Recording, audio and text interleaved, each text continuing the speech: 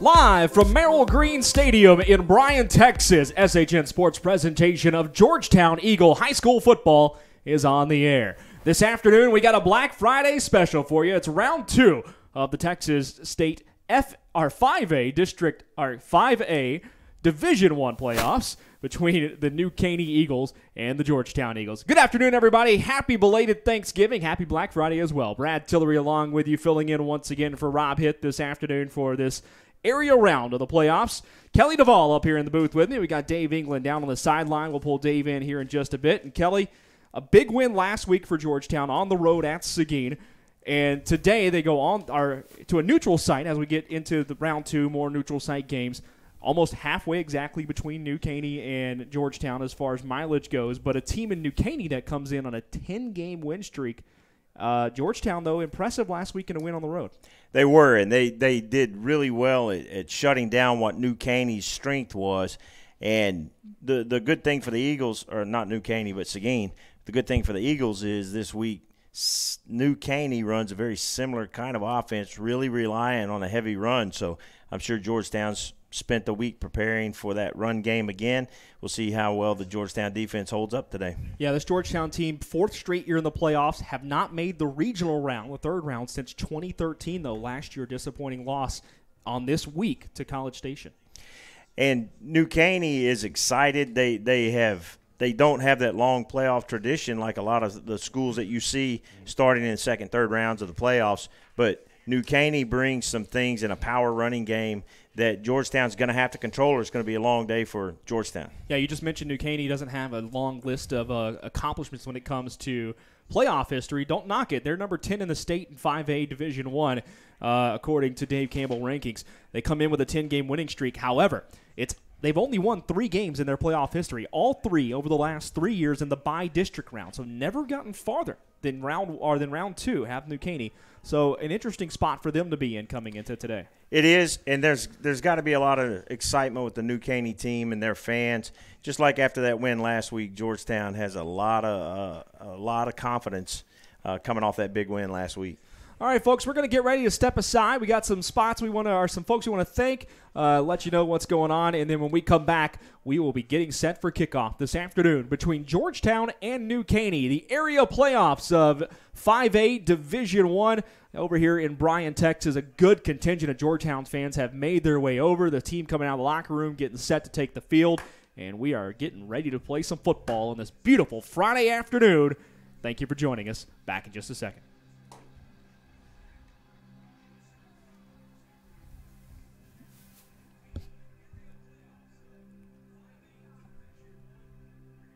Eagle Area Round Playoff Football is brought to you in part by the Oak Ridge Disciple House, Minuteman Press of Georgetown, Lofts on Rock Street, and Cabot Richmond Homes. Thank you for your generous support of Georgetown Eagle Playoff Football.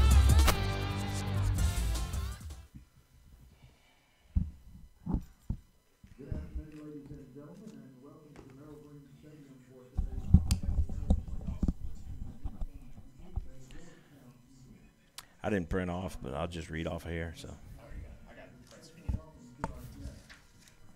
check you out. Is this just one copy? Yeah, we only need okay. It's fine with me. Make me feel useful. We are the UIL. From the coaches to the players to the educators. We've been in your shoes. Extracurricular activities are essential to the development of our youth. From proposed rule changes to the relaxation of transfer rules, we keep it fair. New academic contests, we hear you loud and clear. New events are music to our ears. We just added film. That's a wrap. Educational activities help young people become productive citizens. From staph infections to steroid use. To cardiac and concussions. Health and safety is a priority. Heat, heart, and health history. From heat-related illness to head injuries to heart-related issues to the medical history of students. Your well-being is our priority because we are the UIL. We are the UIL. We are the UIL. We are the UIL.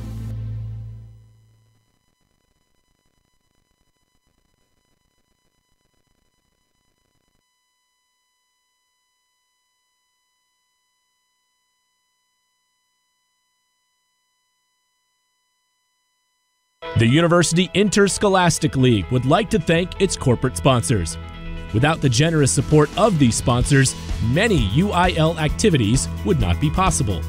The UIL gives special thanks to Balfour, Baylor Scott & White, Dairy Max, Dairy Queen, Ford, Box Sports Southwest, Gatorade, Hellas Construction, Max Preps, the NFHS Network, Nike, Register My Athlete, Spalding, and Texas Farm Bureau Insurance. These generous corporate sponsors support the UIL in all its activities, music, academics, and athletics. The UIL appreciates these sponsors and their participation in all that the UIL does in Texas extracurricular activities. On behalf of the UIL and its corporate sponsors, thank you for supporting UIL activities in your community and enjoy the game.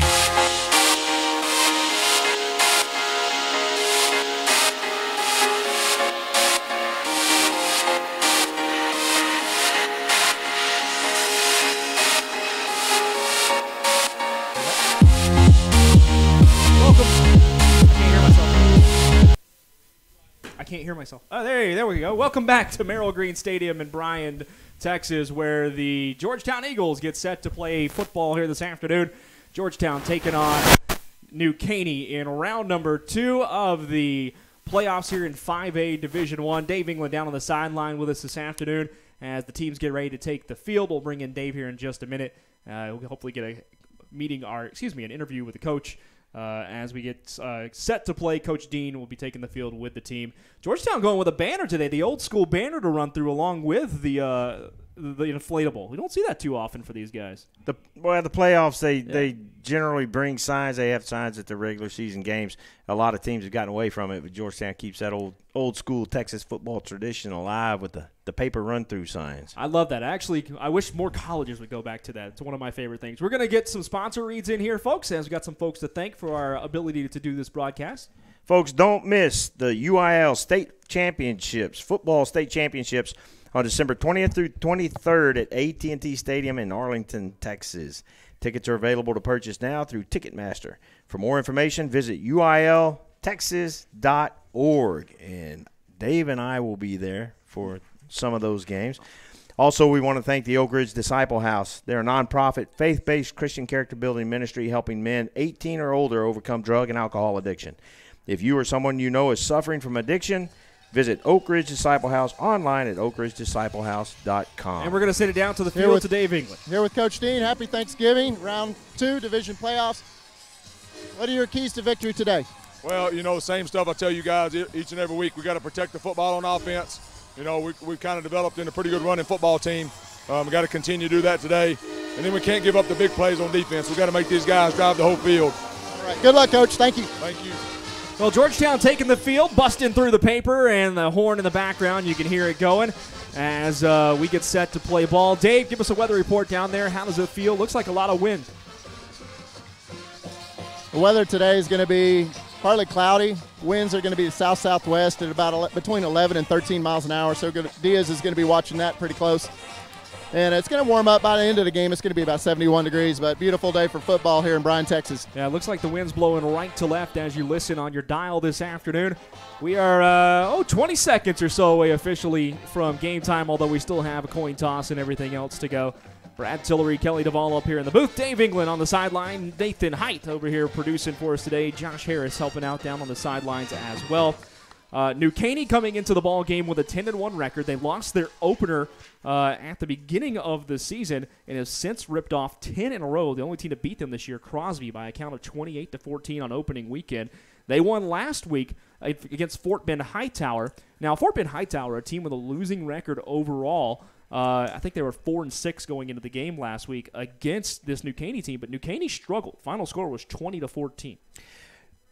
You have some teams that make the playoffs with losing records with 4 teams from each district coming in, but sometimes those records are deceptive because you'll have a team that will start off really young at the beginning of the season, and then as they develop, as they grow. Now, you don't have very many new guys anymore because they've played 10 games, 11 games now, so those records can be somewhat deceptive.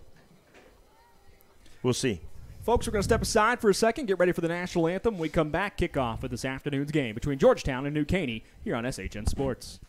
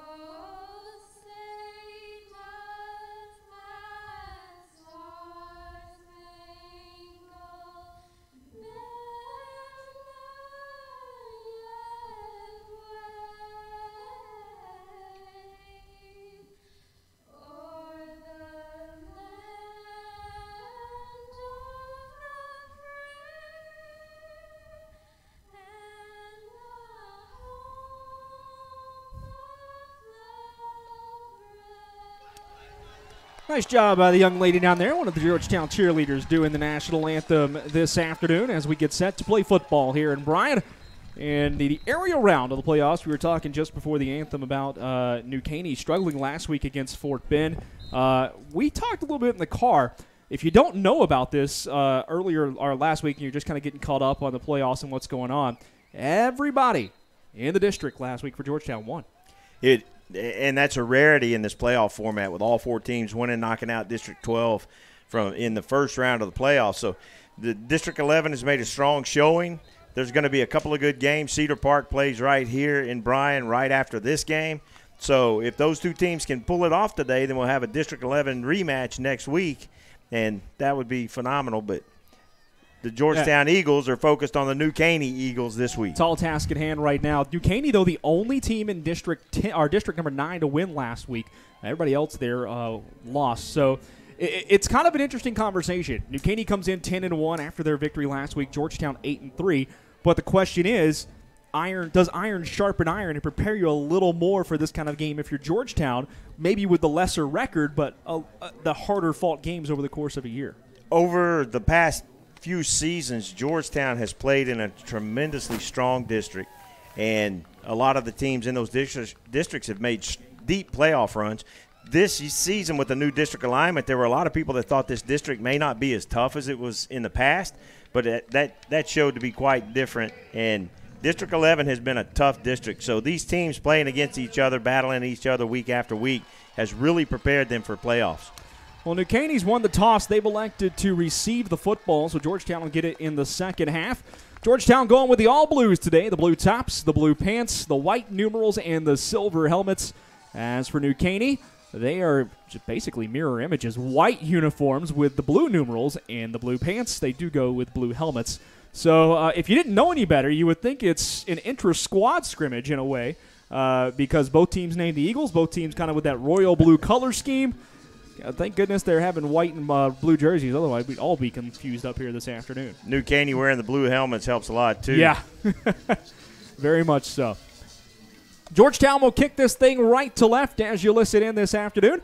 as the fans continue to file in on the far side. That's where the New Caney fans are. Georgetown over here on the home side. They are the designated home team today. A good contingent of folks coming over, making the 95 or so mile-an-hour drive. Or mile drive, not 95 miles an hour. I didn't drive that fast. I'm about to say. You took a couple of weird turns, but we're good overall. Nate Diaz lining it up.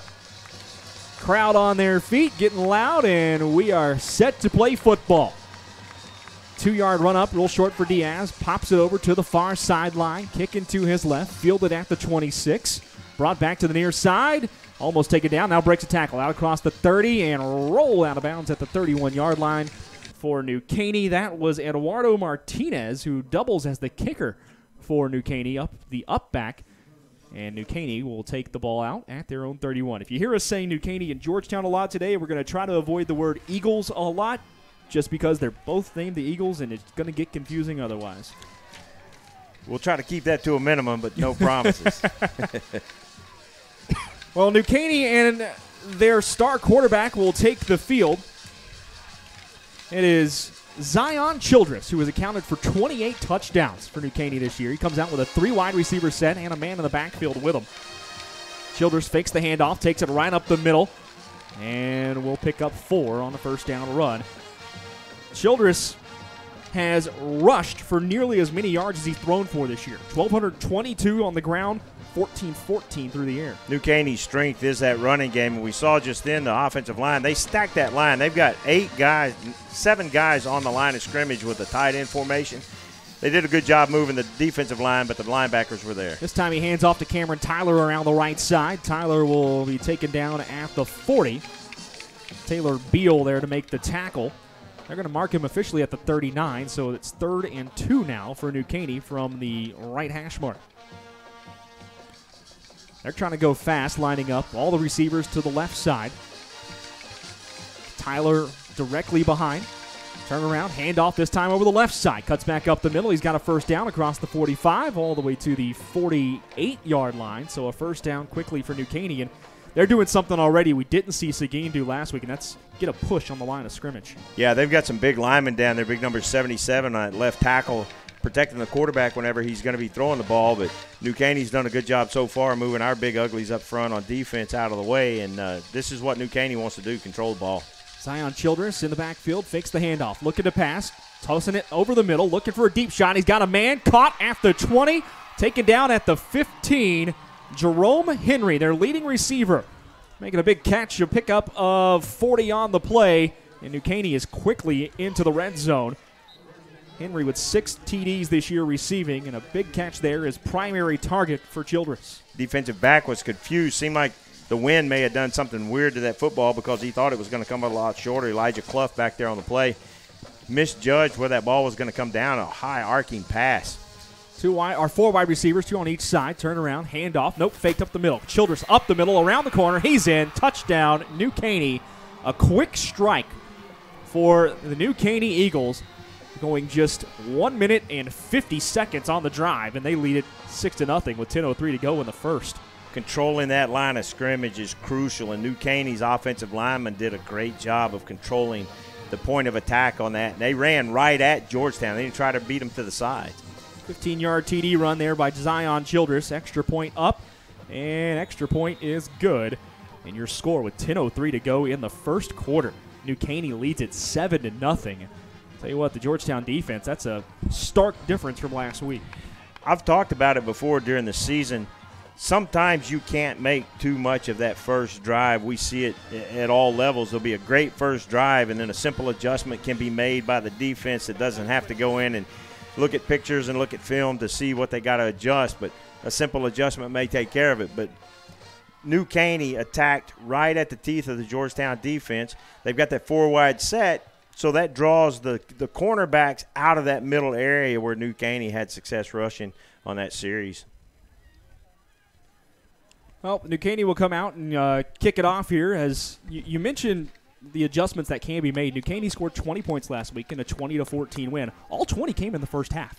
In fact, every point in that game came in the first half against Fort Bend Hightower. So both teams pitched a shutout. So it speaks to the adjustments that can make it happen. Yeah, and this year the Georgetown coaching staff's done a really good job of adjusting at halftime whenever they've needed to, and they'll come out in the second half with different wrinkles. But we'll see what Georgetown has in store on their first offensive drive. They'll be going into – well, they have this wind at their backs. Little pop-up kick by New Caney. Fair catch called for and made at the 34 by Matt Anderson. Interesting kickoff there. Didn't really try to do too much. Kicked it really high.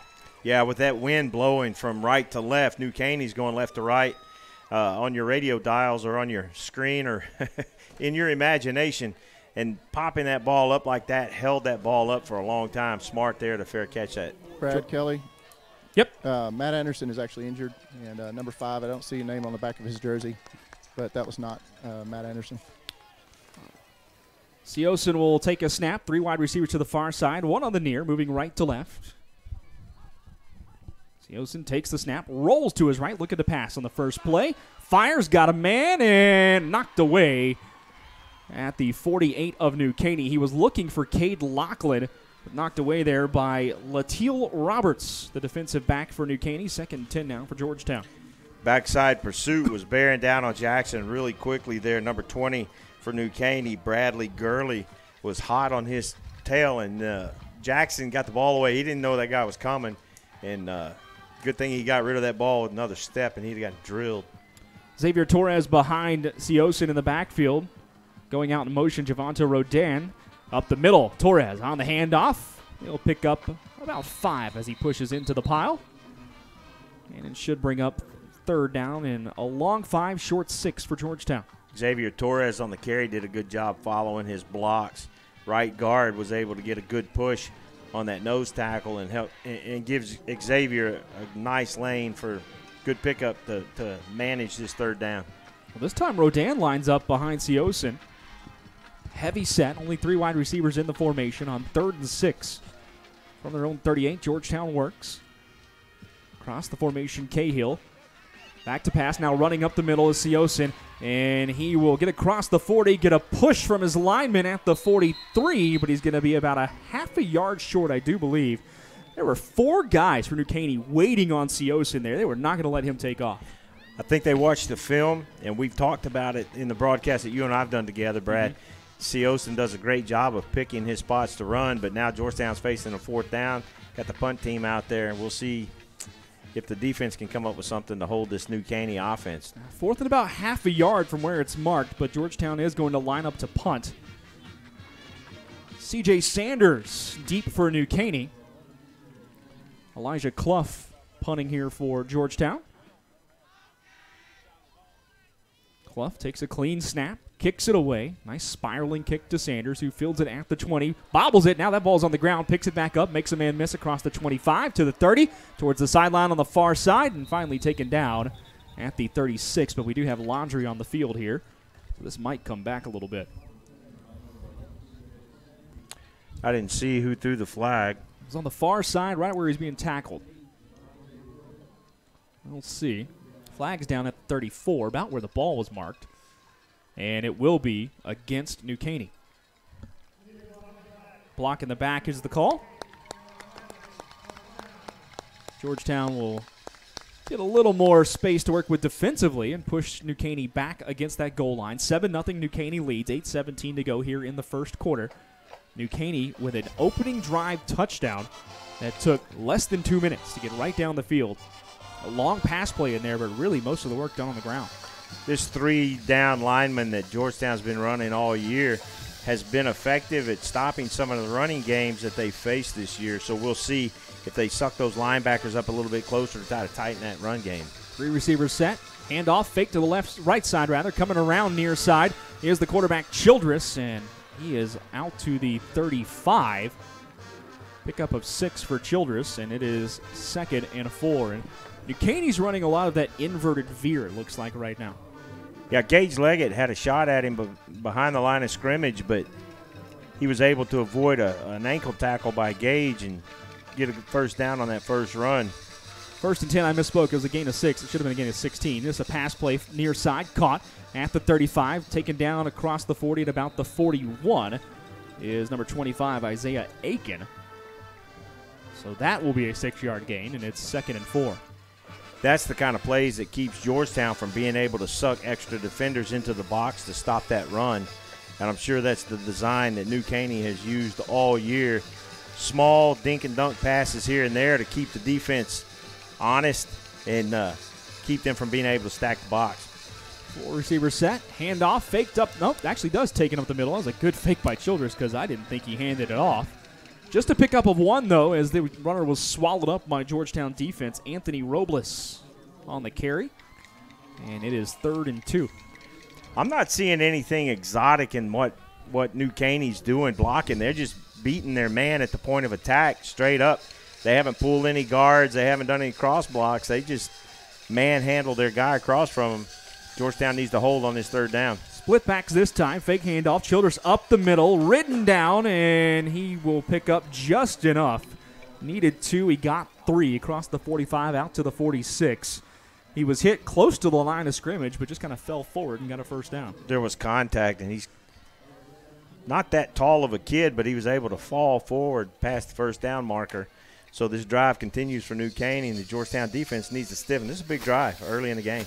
Close to halfway through the 1st quarter here. 7-0. New Caney leads it. 4 receiver set, 2 on each side. Behind Childress is Robles in a pistol. Fake, and Childress goes around the left side, lowering his shoulder, and he's out to the 50. Pick up of 4. New Caney just consistently picking up 4 or 5 yards a carry on most of these plays right now.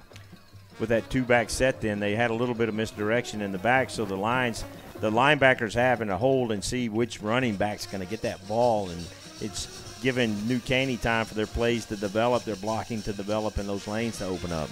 New Caney running kind of a zone read style offense. This is a pass out to the far side, caught at the 50, spun down at the 47 of Georgetown is Jerome Henry.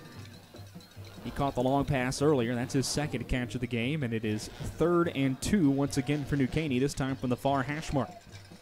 You see the effectiveness of the redundancy in the New Caney offense. These guys just key on their blocks. Great blocking techniques. They know where their assignments are. They're doing a good job of moving the football against a stingy Georgetown defense. 3rd and 2. Childress going to take this himself right up the middle. Got a big hole. He's across the 40, taken down at the 39. A pickup of 7, and it's another 1st down for New Caney. Childress took that snap, and he just stood there for a second. Again, waiting for his blocks to develop, waiting for his linemen to do their jobs and open up those gaps, and they did. He's able to move the ball for 1st down. If you remember, and I'm going to go a few years back here, and I know I've spoken before about where I went to college, and I'll finish that thought here in a second. First off, handoff to the left side. That is Anthony Robles going around the corner to the 30, out to the 27 before he's pushed out of bounds around the 25-yard line. He's got some speed getting around that corner. Pick up a 16 and a 1st down. That's the first time they've attacked the edges on the Georgetown defense, and big gain out there on the edge. I was going to finish that thought, though. Childress, in the way he runs it through the between the tackles and the inverted veer they're running, it looks a lot like the offense that Auburn ran with Cam Newton in a lot of ways. The style that it is, running the quarterback through the tackles instead of most read option offenses going around to the outside. That's the advantages of a dual-threat quarterback. Yeah. Doesn't have a big arm, no, but he's effective. He's accurate. Puts the ball where it needs to be. There's a handoff near side. Now cutting back up the middle across the 15. And taking his defender all the way to the 11-yard line is C.J. Sanders, the 3rd running back on the team. Caney's just ripping off 10 and 15 yards a carry right now. Another 1st down with 4:37 to go in the 1st. That Georgetown defense is on their heels right now. New Caney's winning the battle of the big guys up front.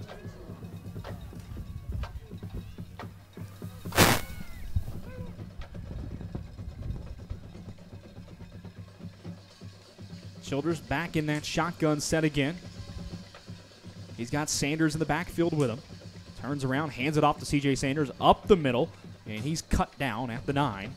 Pickup of 3 on the play, 2nd and 7. New Caney can get a 1st down if they can get to the 2.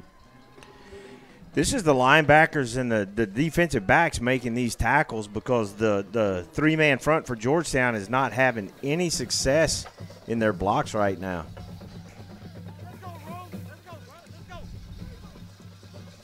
Second down, 7 to go inside the 10 for New Caney. Fake handoff, throw over the middle, knocked out of the hands, rather. Gage Leggett coming up with a big play because Ty Warwick had it in his hands, and Leggett was able to come around and just slap it out the last second. Otherwise, it was a touchdown. This will probably be four down territory. New Caney can get a first down at the 3.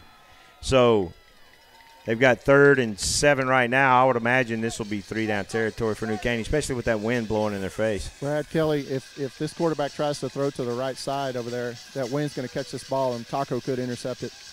Childress going to take a direct snap, go right up the middle on a run, and he is met at the 6, fumble on the play.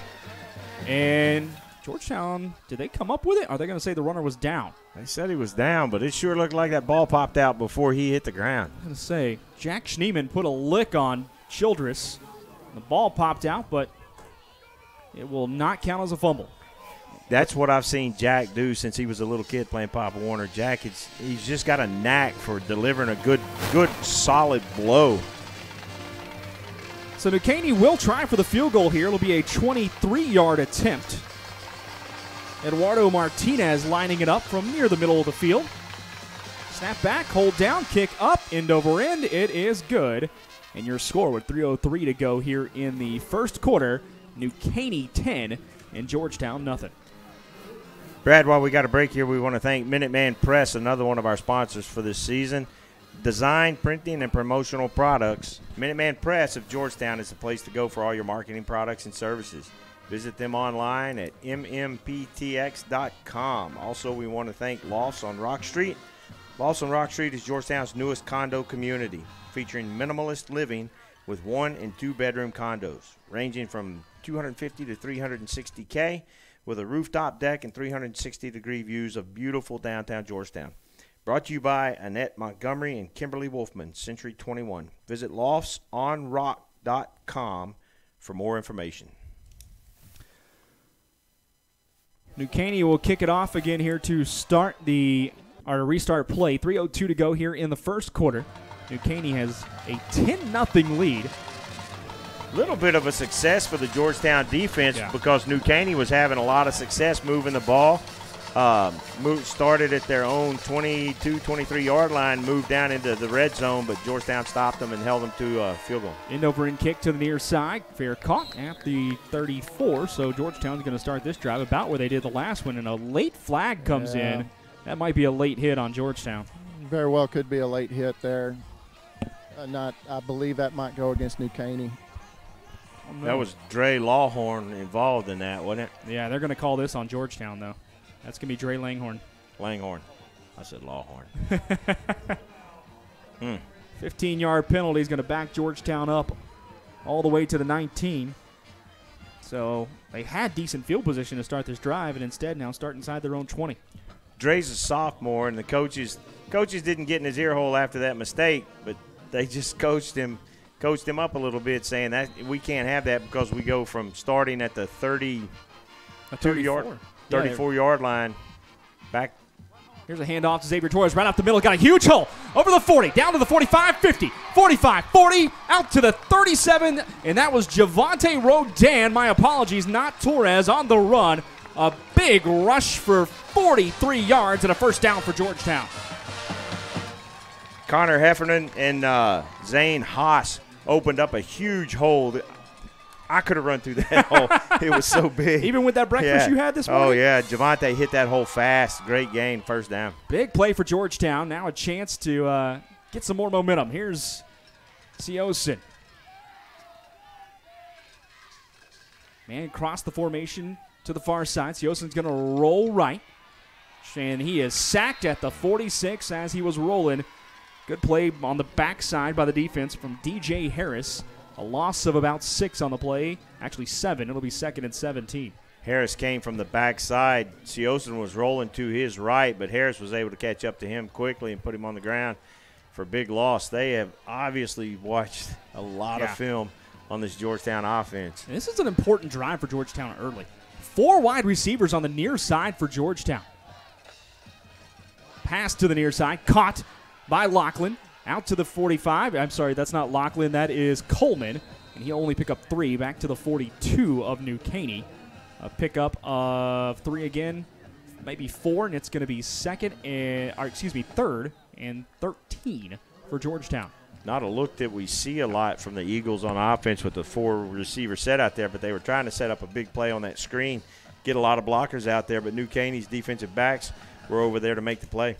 4 wide receivers, 2 on each side for Georgetown. Behind Siosin, that is R.J. Moreno. 3rd and 13, fake to Moreno. He picks up the block. Siosin steps up, fires near side. Got a man caught at the 28, and it'll be a first down for Georgetown. Nice grab. Dylan Cahill climbing the ladder to pull it down. Cahill went up and did a good job being aware where he was on the field and keeping those feet in bounds. That would, that would have been a catch in the NFL. Just needs that 1 foot in, but New Caney's got a player down right now. Dave, I thought I heard you down there, bud. Oh, just what a catch by Cahill. He had that toe right there on the white paint, just had it in bounds. It was an outstanding catch by Cahill. Austin Freilich, the man who is down for New Caney. I hope the young man is okay, as he is down at around the 48. Brad Kelly, I know I've mentioned it a couple times, but this wind, I hope it's not too much of a factor today. It's really whipping across the field today from the west to the east. Those flags on the north end zone are really whipping. Yeah, that's the near sideline to the far sideline as you're listening, folks. David, is it swirling down there? Because those flags seem to be moving like that wind is. Well, and if you look at the flags here by the band, they're actually coming back towards us. As I say that, I'm getting wind from the east and the north. So it's going to be – let's just don't keep this game close, because we don't need to have any issues with our kicking game. Or maybe, New Caney might have issues with their kicking game with this wind. So this stadium is actually a bowl shape. So sometimes that wind can get down into a stadium like this and just spin and turn and cause some issues, because nobody really has an advantage with the direction they're going. Freilich was able to walk off with some assistance, and we're back underway. 3 wide receivers on the far side. Ball placed on the near hash, moving right to left for Georgetown. 1:10 to go in the first quarter, down 10. Moreno in the backfield with Siosin, and he will take the handoff. Around the left side, he is chopped down at the 25. Good hit there by Kenny Williams to go low on Moreno and get him. You said they watched tape and might have figured out real quick you can't go high on him. Yeah, if you try to hit him up around the shoulder pads, even if you're trying to tackle him at the waist, RJ's got that ability to just run over you. But the New Caney DB did a good job coming low, taking RJ's feet out from under him. And there's not a running back in the world can run with no feet under him. 2nd and 8 after the 2-yard pickup. Moreno stays in the backfield. Siosin passing near side. Got a man dropped at the 20. That is Corey Coleman. And it will be 3rd and 8. Hey, Dave, I need you to check your mic down there, bud. Thanks. So big 3rd down for the Eagles offense right here. Really need to come away with some points, because this New Caney defense has been really stingy up to this drive that the Eagles have had. So this is a big 3rd down early on in this game for the Eagles. Xavier Torres lines up behind Siosin. He will flare up, and now it's a split backfield. Siosin has Torres and R.J. Moreno. They'll hand it off. Nope, fake it. Siosin coming around near side, and he'll get to the 22 before he's taken down. That'll bring up 4th and 5 for Georgetown. I'll tell you what, that play looked like it was to set up a 4th down play no matter what. I think the Eagles were absolutely going to – this was going to be 4-down territory for the Eagles. So I think you're right saying that they were seeing what they could get to minimize the distance they'd need on this 4th down. So here it is, 4 wide receivers on the far side, and timeout will be called. Actually, no, it's going to be into the first quarter. So your score at the end of the first, New Caney comes out like a house of fire. They lead at 10-0 over Georgetown, but the Eagles driving with a big 4th down coming up as the teams flip the field. Brad, we want to thank some more of our sponsors. Again, Cavett Richmond Homes has been building in Georgetown for over 20 years, specializing in custom homes on 1 acre and larger lots. Visit CavettRichmondHomes.com. That's C-A-V-I-T-T, RichmondHomes.com. Once again, that's Cavett Richmond. We want to thank them for their sponsorship to help make this broadcast of Georgetown Eagle playoff football possible. We also want to thank Oak Ridge Disciple House. The Oak Ridge Disciple House is a nonprofit faith-based Christian character building ministry helping men 18 or older overcome drug and alcohol addiction.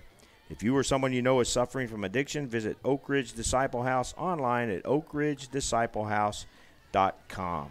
And one last one before we get back to play. Minuteman Press has helped sponsor us all year. Design, printing, and promotional products. Minuteman Press of Georgetown is the place to go for all your marketing products and services.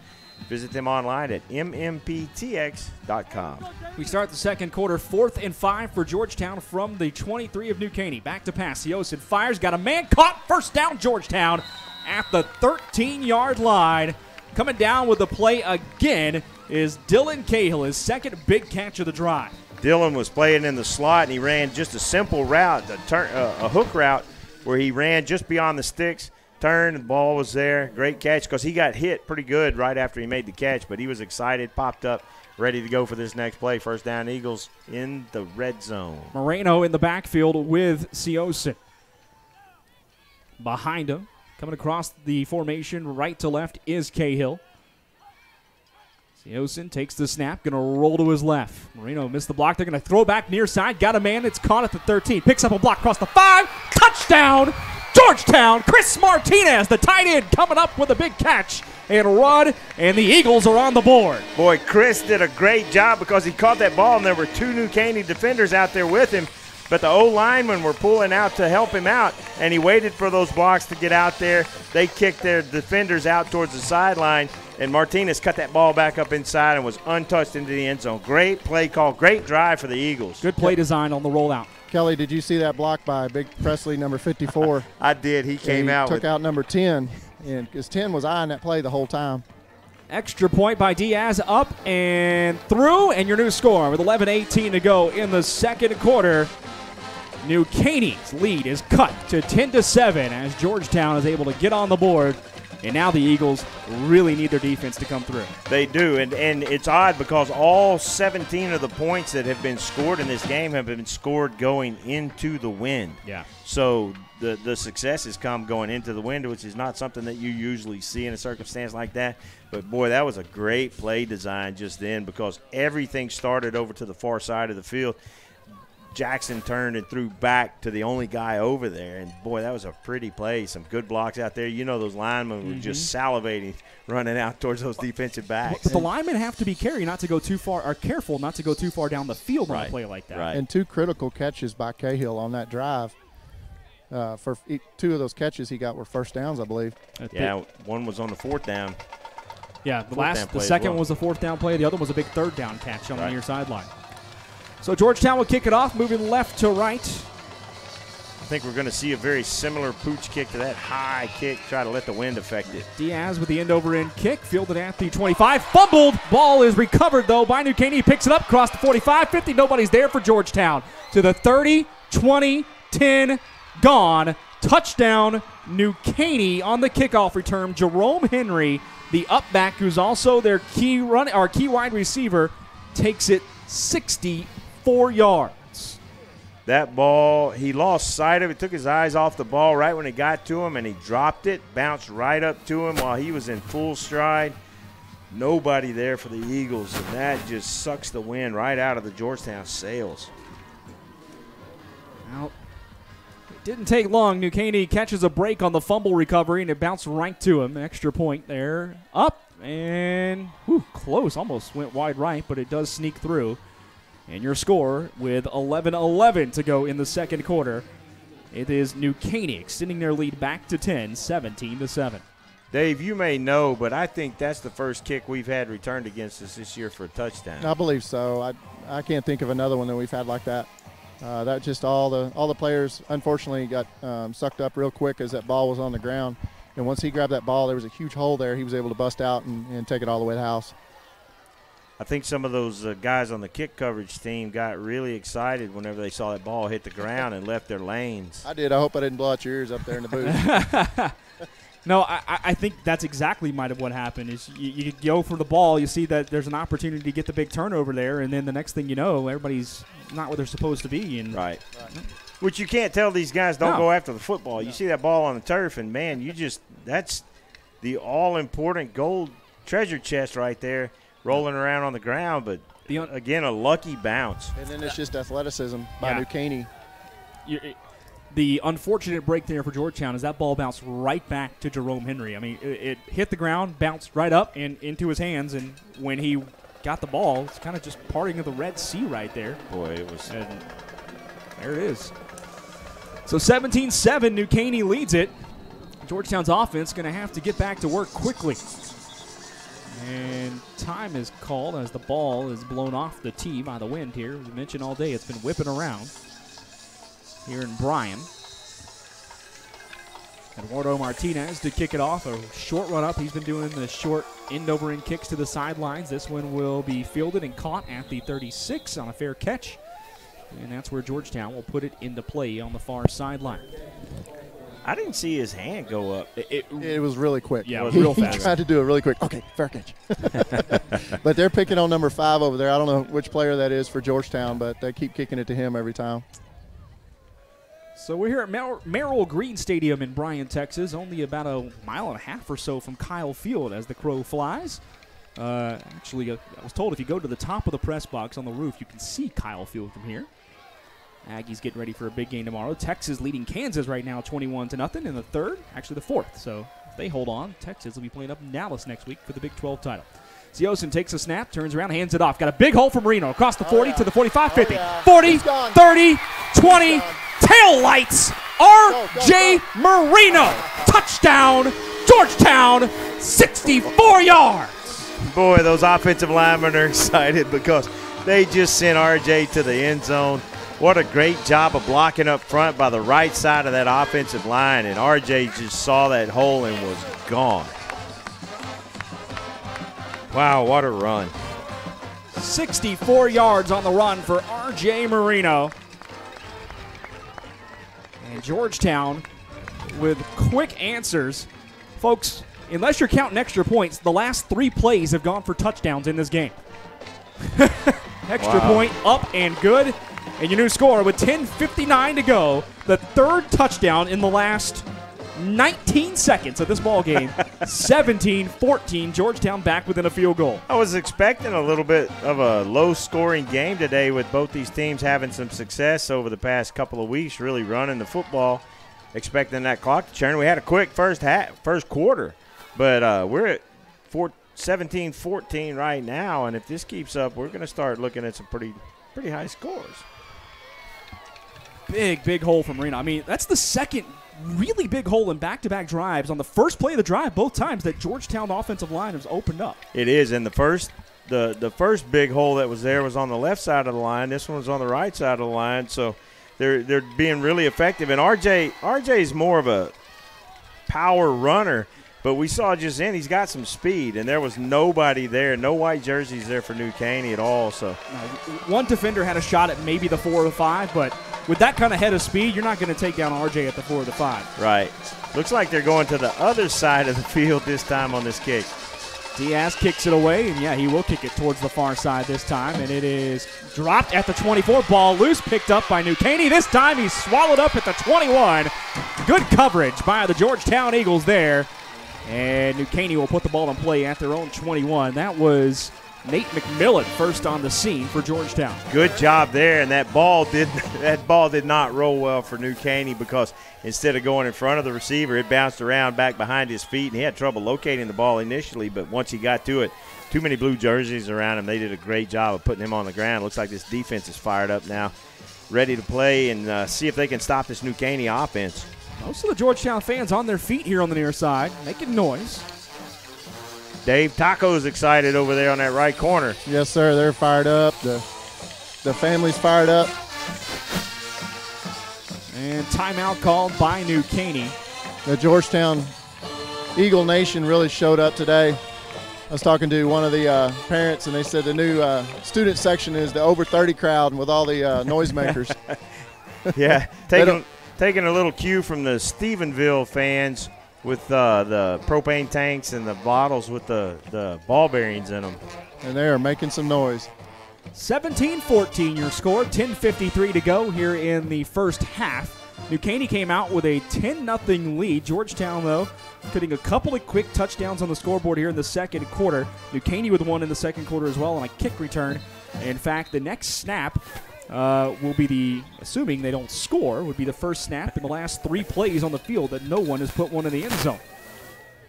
I don't think I've ever seen a sequence like that before. Yeah, it doesn't take a whole lot of just taking a play off mentally for the whole complexity of the game to change. 4 wide receivers out for New Caney, 2 on each side, as Childress is in the shotgun with a man behind him. He's going to fire it far side, caught, and turn and burn to the 25-yard line. That looked to be Jerome Henry once again. A pickup of about 4 down to the 26 and into 2nd and 6. That's the kind of plays that keeps that running game open for New Caney because, like I said earlier, the defenders can't cheat up and to help stop that run because they got to be concerned out there in the flats. Childress turns around, straight handoff this time. Met at the line of scrimmage. Good play there. That was Mason Meyer in on the tackle, and it will be 3rd and 5. Mason and Tyler Knowles both did a good job that time of fighting off their blocks. That's what we're used to seeing from those 3 guys up front is being able to defeat those blocks and stop those runs before they can really get going. Cameron Tyler, the running back, in with Zion Childress, the quarterback.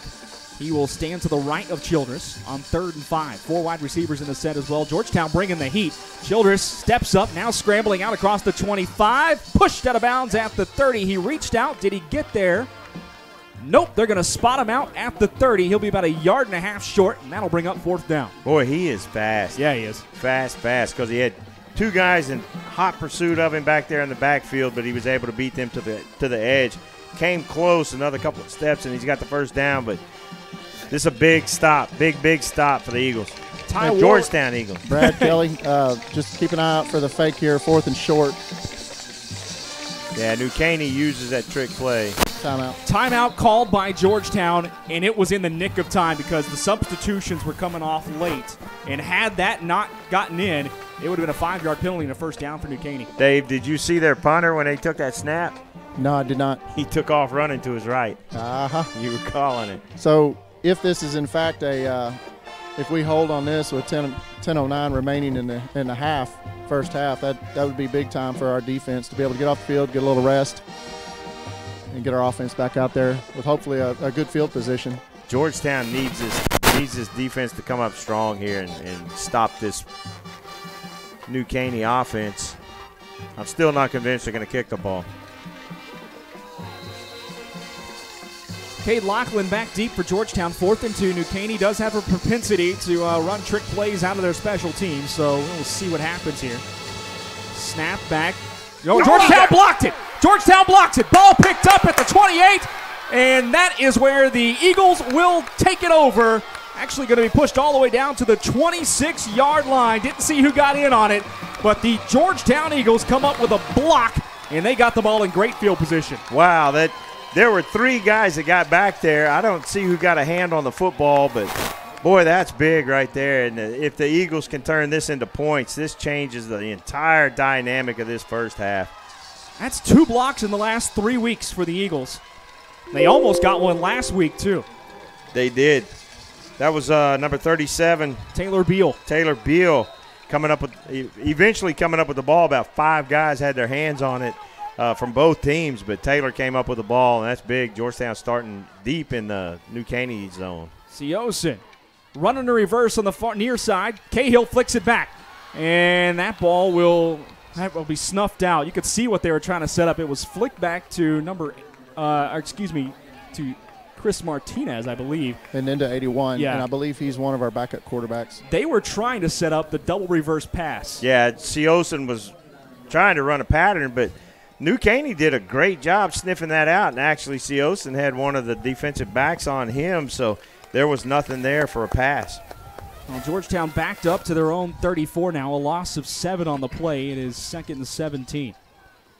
Cahill will take the fake, now coming over the near side, R.J. Marino, and he only picks up about 1 yard on the run. Out to the 33. Georgetown in New Caney territory after recovering the block punt. They had great field position, but now you look at 3rd and very, very long.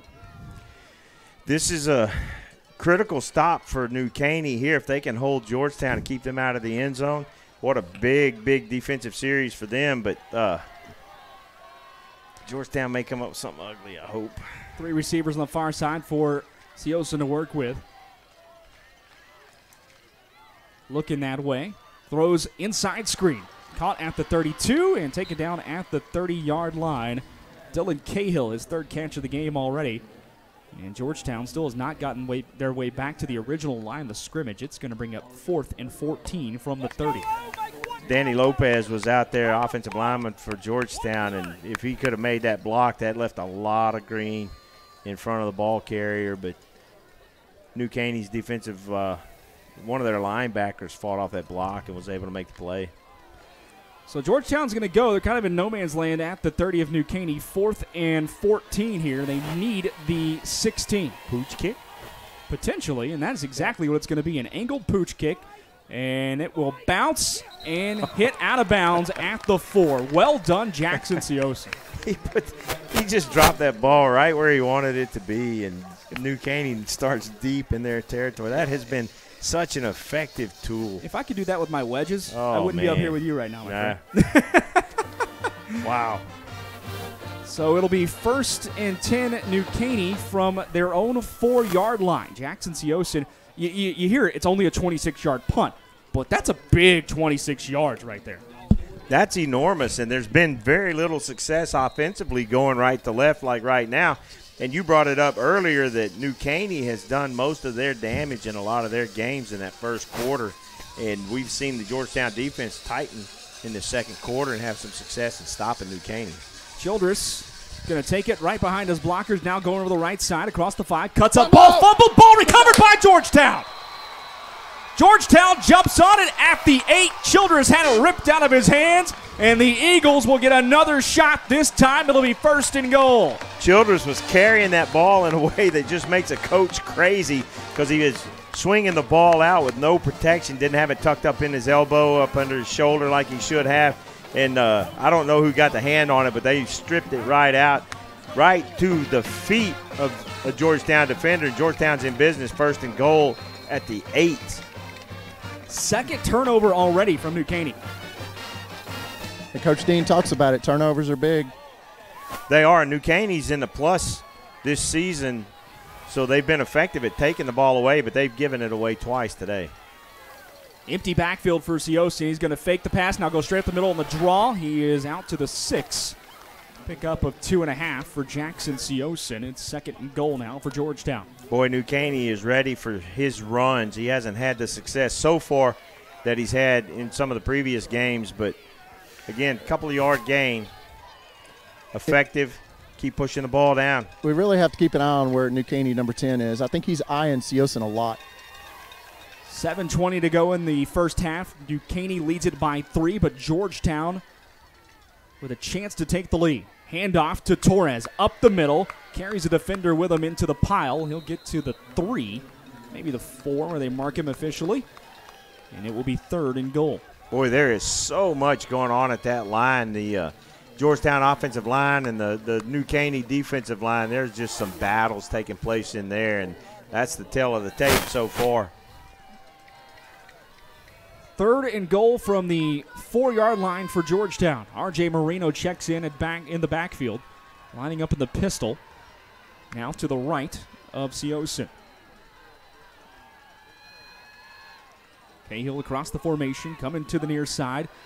Rolling to his right, Siosin. He will be taken down at the 1. A couple of flags on the play, though. We'll see what happens here. There's one on the line of scrimmage, and another came down in the end zone. I believe they're picking up the flag in the end zone, so it's going to be the line of scrimmage flag. Yeah, this will be an offsides. Georgetown got close to the goal line, but they'll take the penalty so they get that 3rd down over again. Yeah. It is offsides against New Caney. Georgetown will get the ball marked at the 2-yard line. It will be 3rd and goal from there after Siosin's run came up about half a yard short of the goal line. I think with the success that the Georgetown defense has now come up with, I think you look at 4-down territory right here and you try to put this ball in the end zone. And it's largely going to depend on what happens on this play. Marino stays into the backfield for Georgetown as the running back. Lines up to the right of Siosin. Fakes the handoff. Siosin right up the middle. Breaks through a tackle and in. Touchdown, Georgetown. The Eagles have the lead. New Caney was able to collapse on that, but Siosin had just the distance that he needed between the end and the nose guard there, so he was able to push across. That's such an important touchdown for the Eagles, for Georgetown today. Jackson Siosin with a 2-yard touchdown run, carrying a defender over the goal line with him. Here is Matt Diaz with the extra point attempt. It is up. It is good. And your score, with 5:59 to go in the first half, the Georgetown Eagles have stormed back and taken a 21-17 lead over New Caney. Jackson Siosin has now taken this Georgetown offense back to where we are used to seeing this offense be, and it has really, really turned on now. Huge for the Georgetown Eagles. We want to thank our sponsors for making these playoff broadcasts possible, like the Lofts on Rock Street. Lofts on Rock Street is Georgetown's newest condo community featuring minimalist living with 1- and 2-bedroom condos, ranging from $250 to $360K, with rooftop deck and 360-degree views of beautiful downtown Georgetown. Brought to you by Annette Montgomery and Kimberly Wolfman, Century 21. Visit loftsonrock.com for more information. Georgetown kicking off left to right as you listen. 21-17 your score. The Eagles lead it here on this Black Friday afternoon over New Caney. New Caney had a 10-0 lead. Georgetown has scored all 21 points in the last 6 minutes. Kickoff here to the near side. It is fielded at the 27 by New Caney. Across the 30 to the 35. Flags down. Taken down at the 37-yard line is Jerome Henry, the up back. And we'll see what the flags are for. We may have had an illegal block below the waist. Holding called on New Caney, so that'll back them up about 10 yards. Let's see what the defense can do. Georgetown's defense came up with a stop and a blocked punt 2 drives ago, and then the last drive came up with a fumble recovery inside the 10, so they've really made some adjustments and started kind of figuring out what this New Caney offense has been doing. And they've done a good job of making those adjustments because New Caney hasn't had near the success running the football like they had earlier, despite the fact that they've been able to complete those little screen passes and those short passes. So the interior is doing a much better job on that running game now. 4 wide receiver set here for New Caney. Then we'll have 3 to the top side of the formation, 1 on the near. Handoff, though, faked. Childress up the middle. And he runs into the pile at the 33-yard line. A pickup of roughly 4, where they're going to end up marking him at the 32. So it'll be 2nd and 6. Brandon Hargrove was unabated back towards the quarterback where the exchange took place, and a half second sooner, and he's tackling both of them. But they went to opposite sides of him. He reached out, tried to grab both of them, but wasn't successful. 2nd and 6 for New Caney. From their own 32. Snap to Childress. He'll fire to the far side. Caught and spun out of a tackle out to the 36. C.J. Sanders with the play there for New Caney. He picks up another 4. And it seems like New Caney's been in this 3rd and 2 situation most of the ball game. They have, and Georgetown has made the adjustments they needed to. Then Jonathan Neich had a shot at stopping that for little or no gain, but New Caney was able to make it where it's 3rd and short now. 3rd and 2 now for New Caney from their own 36. Childress turns around, hands it off up the middle. Met at the line of scrimmage. C.J. Sanders only picks up about a yard, and he will be short. Couple of Georgetown defenders there on the play. Looked like the first man there, though, was Mason Meyer, and it will be 4th and 1. Yeah, Mason wrapped him up. Looked like it took that play a little bit longer to develop, and that gave Georgetown time to close those holes that New Caney had open initially. And so, again, New Caney's lining up for the punt, but we'll see if that actually happens, especially after what happened on the last punt. Brad Kelly, I think we're really starting to see Georgetown's size and their physical coming through. It's going to be a fake maybe. And Tyler Warwick back to punt. He will put the boot to the letter. It's a high end-over-end kick. Fair catch called for at the 31 and made by Cade Lachlan. So the Georgetown Eagles will take over there with a chance to extend the lead. They lead at 21-17 with 3:57 to go in the second. Whole different tone to this second half now with the Georgetown defense making like we said earlier, just a small change here and there that they've had to make. They're not lining up in a different formation. They've just been able to control those shorter passes man on man, so the interior can really focus on that run game. It's really made a difference. Winner of this game plays the winner of Cedar Park and Shadow Creek. Those two teams meet right here at Bryan Field later on tonight at 7 o'clock. Siosin takes his offense back onto the field. Working from the middle of the field, turns around, hands off to Xavier Torres. Got a big hole up the middle, and he is out to the 41-yard line. Pickup of 10 for Torres and a first down. Brad Kelly, one of the folks down there on the sideline mentioned to me that New Caney's now missing their starting nose guard, so that might make a difference. That might be why you're seeing Georgetown attacking the middle a little bit differently. They really have, and the right side of that line just then did a good job of giving X-Man that opening that he needed for that first down run. Torres stays in there. Rodan next to Siosin as well. Handoff to Torres, right up the middle again, runs over a defender out to the 45, a pickup of 4 on the play. 2nd and 6 now for Georgetown, 3:16 to go in the second quarter. Zane Haas pulled that time from that right side of that line, came over and just absolutely drilled the defensive end who had broken down waiting in containment on that side. And then number 8, can't call his name right now, was in there for a block to spring a couple extra yards. Javante Rodan going out into the run formation. Here comes Torres around the right side. Got a big hole to the 40. 35-30 off to the races to the 20 and pulled down inside the 20 at the 18-yard line. Xavier Torres, Kali Jackson there to make the touchdown-saving tackle, but a pickup of, I believe, 37 on the play.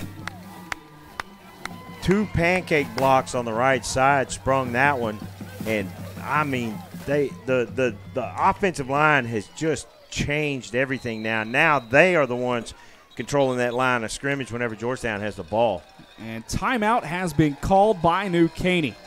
You don't see it too often that the defense takes a timeout in the middle of a drive like that, but you're starting to see some hands on the hips from the New Caney side. They're getting a little winded there, and another thing that's happening down here on the field is there's hardly a cloud in the sky now, and it is warming up quite a bit. So hydration is going to come into be a big deal here pretty soon.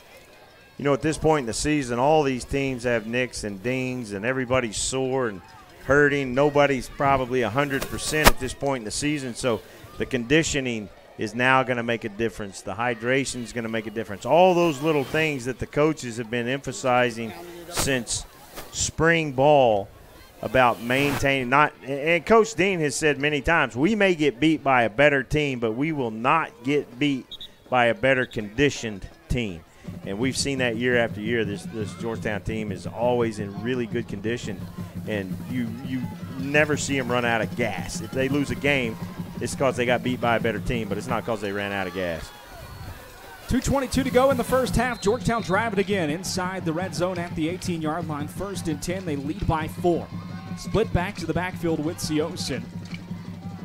Dan on his right, and he'll hand it off to Moreno to his left. Now cuts back up the middle. R.J. Moreno. Ball is out at the 16. Pile up. New Caney says they have it. They do. And haven't seen an official word just yet. They do. New Caney comes up with a fumble recovery. R.J. Moreno coughed it up in the middle of the pile. You can see he's upset with himself coming off the field now. And the defense will have to step back up for Georgetown. Jackson, number 80 for New Caney, came up with the fumble. Whenever R.J. made that cut back, he got that ball hit right. Somebody punched that ball out. And I saw somebody just basically come in from behind and just rip that ball out from the right side of Moreno. Well, that's the first turnover of the day for Georgetown. Yeah, that's a rare drop for R.J. Handoff here over the right side for New Caney out to the 23-yard line there. That was Anthony Robles, their leading rusher. He gets out. They're going to officially mark him at the 21. So it will be 2nd and 6 for New Caney. said Robles was the leading rusher. He's actually the second leading rusher. The leading rusher is the quarterback, Zion Childress. Childress takes the snap, fakes the handoff, going to go right out the middle. Stutter steps, now tries to bounce it outside. He will be pushed out of bounds at about the 24. 3-yard pickup for Zion Childress, and that brings up 3rd and 3. Boy, he's got a knack for turning nothing into at least a little something. Then Georgetown defenders had hands on him 2 yards behind the line of scrimmage, but he was able to bounce that outside and keep them from being able to bring him down for a loss and actually gain a couple. It's a big 3rd down right here. 3rd and 3, New Caney with the ball at their own 24. A minute 34 to go here in the first half. Clock stopped due to him running out of bounds. Childress takes the snap, bobbled it, now throws it near side. Ball up in the air, ball knocked down. Whew, Georgetown had a couple of shots to come back with it and just could not come down with the football. I think Taco Williams was the one who broke up the play initially, and that ball just popped up in the air, and none of the linemen could come down with it. I actually think that was Jonathan Knight. Was it Jonathan? The way the sun is hitting right now, he was throwing into the sun, if you will. Yeah, that was nice. He got his hands on the football initially. I thought he was going to get the interception. Then ball popped up in the air, and it looked like it hung up there forever. Well, back to punt for New Caney. Low driving kick. Laughlin's going to have a chance. Coming to the near side, Cade Laughlin across the 50. Down to the 45, picked up a block to the 40, and that ball's going to come back. Yeah. Block in the back around the 45-yard line of New Caney. And Laughlin also looks like he's coming up a little hurt here, holding his hand. I don't think that's what he's holding. Yeah, now that I see again, he might have gotten hit where you may not want to get hit. Yeah. Dre Langhorne came and made a block in the back, and boy, those are the penalties. And literally, coaches throwing their hands in the air for that block. There's no way he was going to be able to legally block him and take him out of play, and referee is standing right there. On the bright side for Georgetown, they still get pretty decent field position with 1:16 to go and 2 timeouts in their pocket to work with. Georgetown with the ball at their own 45. Yeah, the way the O-line's been blocking in this second quarter, the running game is still a huge part of this because that's where Georgetown's gotten their chunk yards from, is that running game. So that right side of that offensive line may be moving some people out of the way now. Ball on the near hash mark, 3 wide receivers as well on the near side. Rolling to his left, Siosin. He'll fire for Fillmore, caught at the 50, and bounce into the 43 as Isaiah Fillmore. First down for Georgetown to pick up a 12 on the play, and they are inside New Caney territory. Boy, you'd like it if Isaiah could have gotten out of bounds right there and saved a couple of seconds on this clock. Georgetown trying to hustle to get lined up. We are at 1:04 to go here in the first half. Siosin again throws quickly, far side, caught at the 39, but taken down in bounds. As his momentum was stopped was Corey Coleman, and timeout called by Georgetown with 54 seconds to go, a pickup of 4 on the play. As soon as that ball was down, Coach Dean was screaming at the side judge for a timeout, but side judge was running away from him. So a couple of seconds burned off the clock before he finally heard the coach. 21-17 your score. Georgetown leads over New Caney here in Bryan, Texas. While we got a break, let's thank another one of our sponsors. Again, Cabot Richmond Homes. Cabot Richmond Homes has been building in Georgetown for over 20 years, specializing in custom homes on 1 acre and larger lots. Visit CabotRichmondHomes.com. That's CAVITT RichmondHomes.com. Thank them for their sponsorship of this broadcast today. You know, if you're a New Caney fan, hope you brought your sunglasses and some suntan oil. Yeah, they're over there in the sun. Georgetown fans mostly in the shade over here. 2nd and 6. Georgetown with 4 wide receivers in the set, 2 on each side for Siosin. Now coming across the formation is Laughlin. Siosin rolling to his right, flag down on the play. He will fire. He's got a man. That's Fillmore at the 25. Turns around, coming to the near sideline across the 20, and taken down at the 18 is Isaiah Fillmore. Yeah, nice job. Number 10 for New Caney was going in motion with the receiver whenever he came, and whenever he did, he ran across the line of scrimmage, and that's what the flag is on. Offside called. 21-yard pickup stands for Georgetown. 47 seconds to go in the first half. And the Eagles driving again. They got plenty of time to work with as Fillmore was able to get out of bounds on that last play. He got 2 catches on the drive here. Still got 1 timeout to work with, too. Whole field's open. R.J. Moreno in the backfield. Siosin looking left, steps up, fires across the middle, got a man, touchdown, Georgetown! Dylan Cahill across the middle, pulls it in. A 19-yard touchdown catch, and the Eagles extend the lead right before the half. Touchdown with 42 seconds left in the half, and Georgetown gets the ball to start the second half. So that is an enormous score right there. Eagles trying to go up by 11 before they go into the locker room at halftime. Big play there. Jackson was patient, had a lot of protection from his offensive lineman, had a lot of time, and he was able to see Cahill over the middle. Beautiful play. Extra point by Diaz is up. It is true, and your new score with 42 seconds to go in the first half. The Georgetown Eagles have come back from a 10-0 deficit and lead it 28-17 here in Bryan.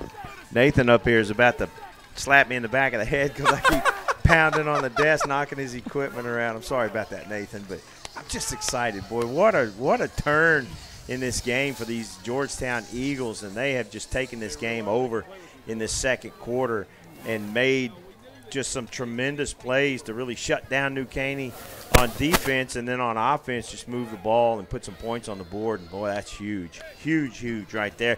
Now if the defense can hold New Caney, keep them from putting any points on the board before this half is over, our Eagles will get the ball to start the second half, and we can start hopefully opening this game up. I think you remember for Georgetown, all 28 points have come in the second quarter. They have. A lot of points in the second quarter, and then the turnovers that New Caney's had has really hurt them because the Eagles have taken advantage of them. Diaz lines up to kick, aiming for the near sideline here. Kicking left to right. End over end kick, fielded at the 25. Across the 30, makes a man miss, and then down to a knee goes Jerome Henry. And it looked like Xavier Torres was able to knock Henry down there. You can hear the coaches on the sidelines. Yeah. 36 seconds to go in the first half. New Caney with the ball at their own 32 to start the drive. Coach York and the Georgetown High School principal. Yeah. They're fired up down here. I thought I recognized Coach York's voice back there behind you, so I started looking because we can hear him from your microphone, so I knew he had to be close to you. I thought it was him. Hey, tell Coach York to keep it up.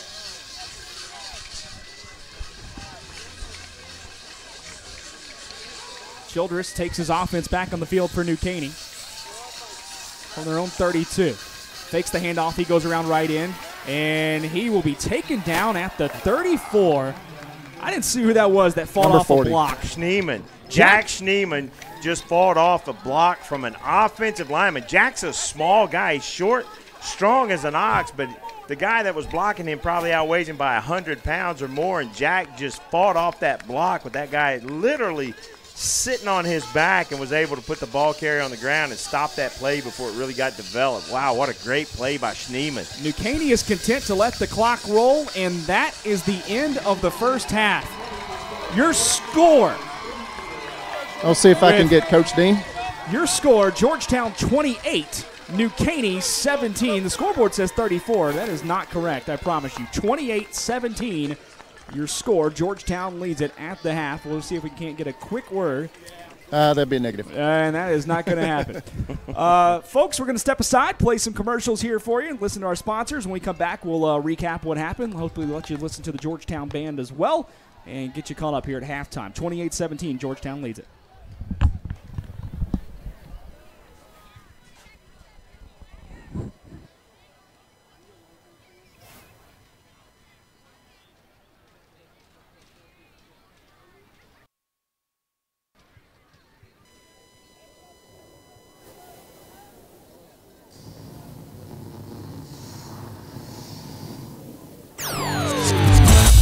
Georgetown Eagle Area Round Playoff Football is brought to you in part by the Oak Ridge Disciple House, Minuteman Press of Georgetown, Lofts on Rock Street, and Cabot Richmond Homes. Thank you for your generous support of Georgetown Eagle Playoff Football. We are the UIL. From the coaches to the players, to the educators. We've been in your shoes.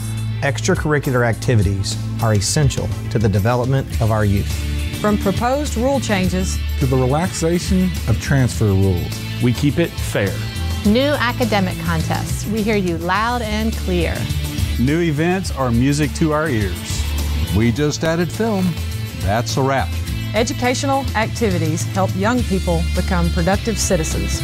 From staph infections to steroid use. To cardiac and concussions. Health and safety is a priority. Heat, heart, and health history. From heat-related illness to head injuries to heart-related issues to the medical history of students. Your well-being is our priority because we are the UIL. We are the UIL. We are the UIL. We are the UIL. So why do teenagers play high school sports? My reason why is a sense of purpose. My reason why is to inspire others. One reason student athletes seldom mention is to get an athletic scholarship. They know that only 2% of all high school athletes are awarded a sports scholarship. So why do they play? My reason why is friendship. Tell us your reason using the hashtag #MyReasonWhy. This message presented by the NFHS and the Texas University Interscholastic League. The University Interscholastic League would like to thank its corporate sponsors. Without the generous support of these sponsors, many UIL activities would not be possible. The UIL gives special thanks to Balfour, Baylor Scott & White, Dairy Max, Dairy Queen, Ford, Fox Sports Southwest, Gatorade, Hellas Construction, Max Preps, the NFHS Network, Nike, Register My Athlete, Spalding, and Texas Farm Bureau Insurance. These generous corporate sponsors support the UIL in all its activities, music, academics, and athletics. The UIL appreciates these sponsors and their participation in all that the UIL does in Texas extracurricular activities. On behalf of the UIL and its corporate sponsors, thank you for supporting UIL activities in your community and enjoy the game.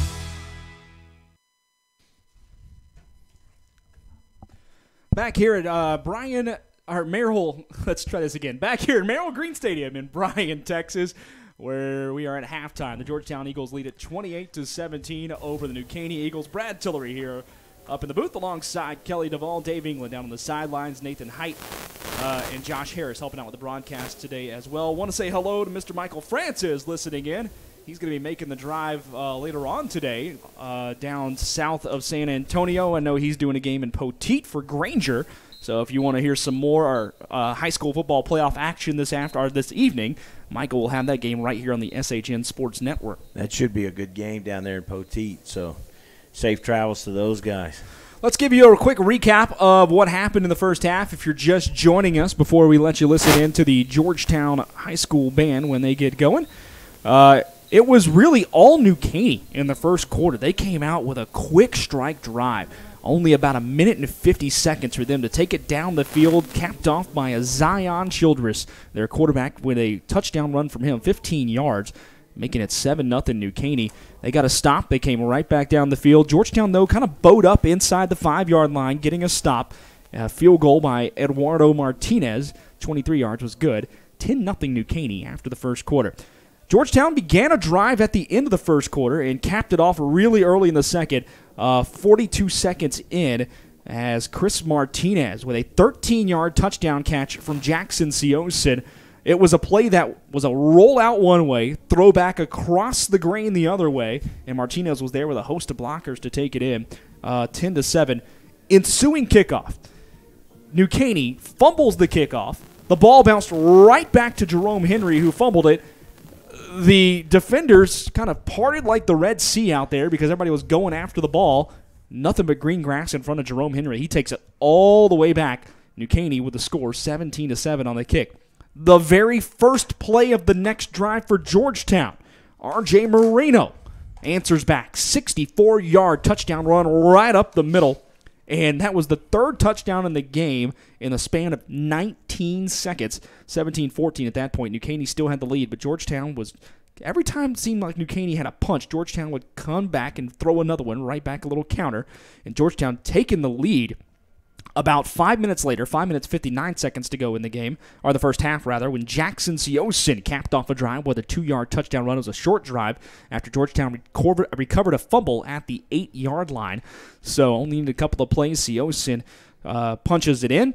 21-17 Georgetown at that point. Defense gets another stop, and right before the half, a quick strike drive from Georgetown. Dylan Cahill, an 18-yard touchdown grab right over the middle. It is Siosin's third touchdown of the game. Two passing, one rushing so far for Siosin, as he has 3 total.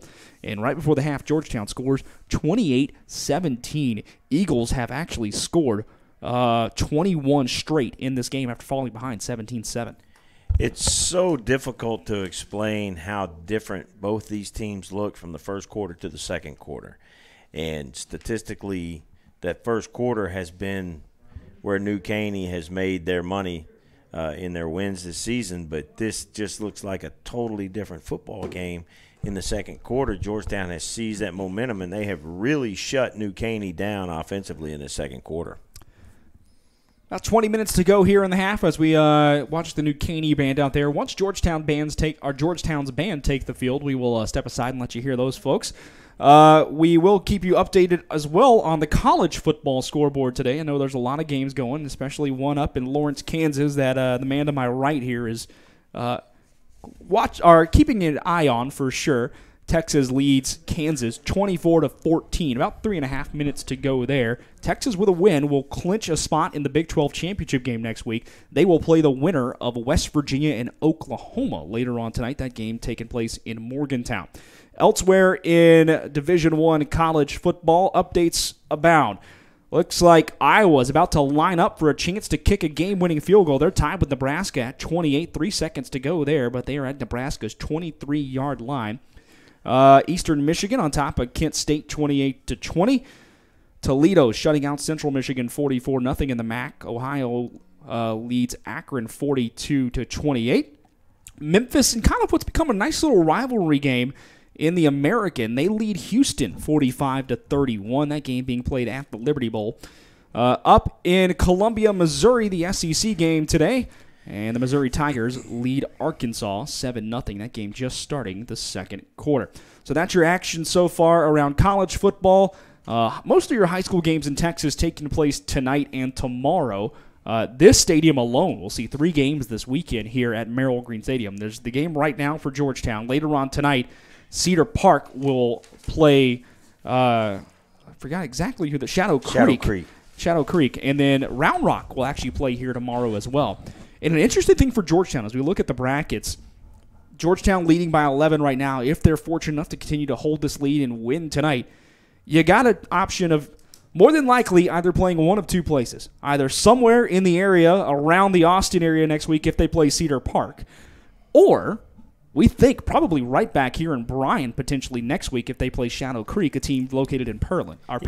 Yeah, very well could be coming back here, but I see a couple of Cedar Park fans at the game here waiting to see what's going to happen between Georgetown and New Caney. So I would imagine there'll be some Georgetown Eagle blue shirts in the Cedar Park fans this afternoon. I would imagine at least one set of coaches brought their own vehicle over tonight for Georgetown just in case, because if Georgetown is able to come up with a victory here this afternoon, they will play the winner of that Shadow Creek Cedar Park game next week, and you can get some scouting done ahead of time. It's the advantage of playing the afternoon game here today, actually. Right. Some really good football being played. There's some big games that are going to happen all throughout the state right now in the second round of the playoffs.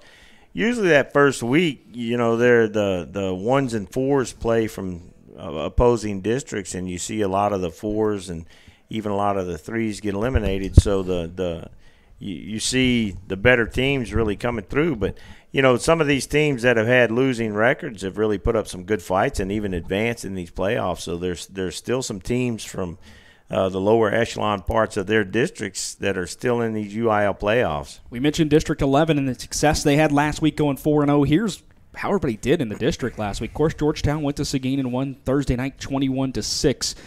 Cedar Park in overtime beat LBJ Austin 10-7, a slugfest, a defensive game down there over in Cedar Park last week. Hutto just drilled McCallow 58-7. In fact, big hit that went viral over on the internet nationally last week in that game. Yeah, some debate about whether or not that was a legal hit. There's no flag thrown, but that the receiver got drilled, and actually I can't call the kid's name right now, but they found a secondary issue with that kid. So our thoughts and prayers are with him that's not going to be anything serious, but there was some concern about that. Saw an interview with a kid on TV, and he was talking about how, actually getting hit like that may have actually saved his life with some potential for a mass they saw in his arm. This is all public information that went out on news media and in some interviews that he did. So our thoughts and prayers are with him, but yeah, that hit was just absolutely brutal hit. Here's the one that we raised eyebrows on last week, though. Manor beating Dripping Springs 43-30. I think they did that at the buzzer, right? Yes. Yeah. The other one that raised eyebrows in the bracket is Foster beating Port Arthur Memorial 20-19. So Manor actually gets to take on Foster this weekend. Yeah, Port Arthur Memorial's made some deep runs in the playoffs. They haven't been in existence long. They combined some schools in Port Arthur and created Memorial, but they've had a strong team, and that was a bit of a surprise in that game, which, like I said earlier, it's you never know what's going to happen whenever the playoffs start. So these kids are excited to be in the playoffs. We've seen several teams that getting their first or second opportunities in the playoffs in the history of their school. I know in Eastview's district, Geis, I think it's Geis High School, in their first year of existence, was one of the top teams in the district, and they're still in the playoffs. So. The other matchup on the bottom half of the bracket, along with Manor Foster, the winner of that game will play the winner of Hutto and Angleton as they play tonight at 7 o'clock.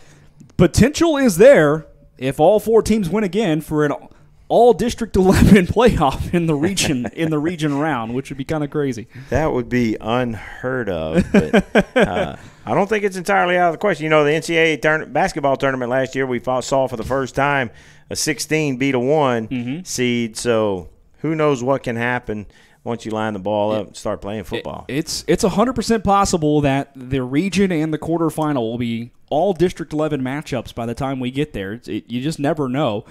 Georgetown right now trying to do their part as they lead 28-17 here at the half in Bryan over New Caney, as the New Caney band has finished up their halftime performance. Georgetown band getting ready to take the field. Once they do, we will turn on the microphone down there and let you hear it.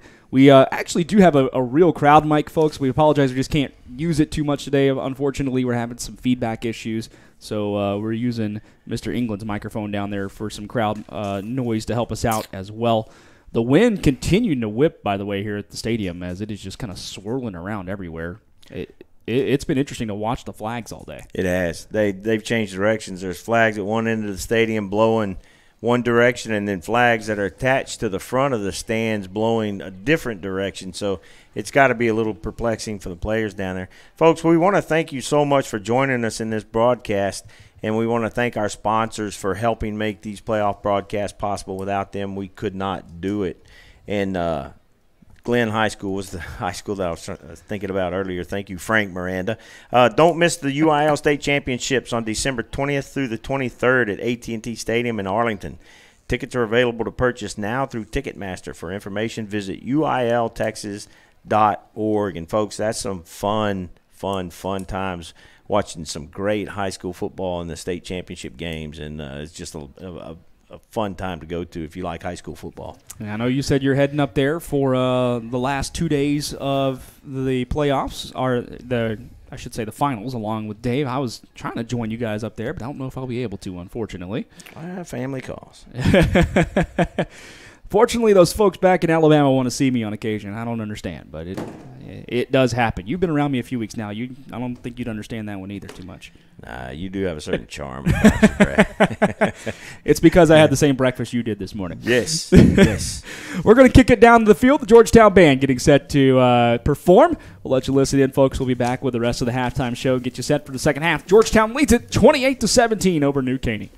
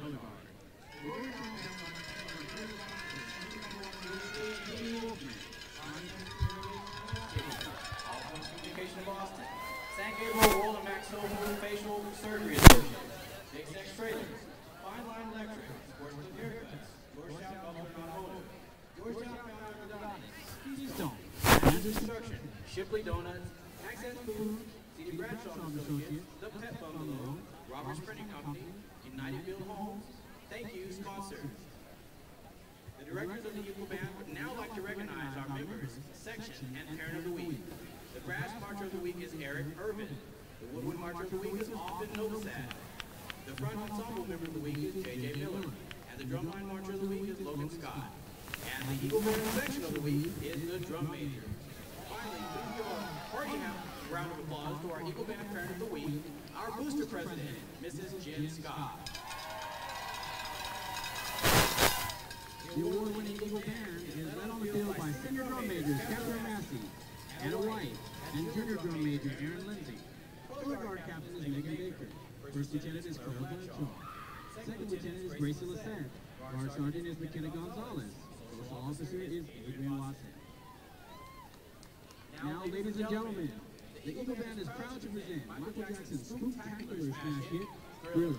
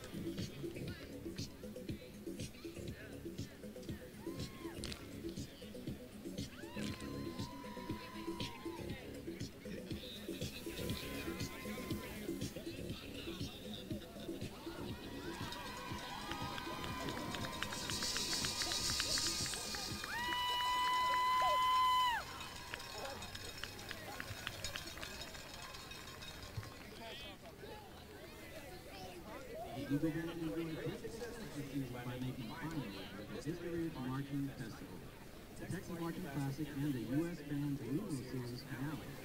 The band won captains for Best Percussion, Best Color Guard, Best Effect, and Best Bugle. On Saturday, October 20th, your Eagle Band competed in the UIL Region 26 Marching Contest. The band earned a unanimous First Division Superior rating. Please give them a huge round of applause. Great job, band.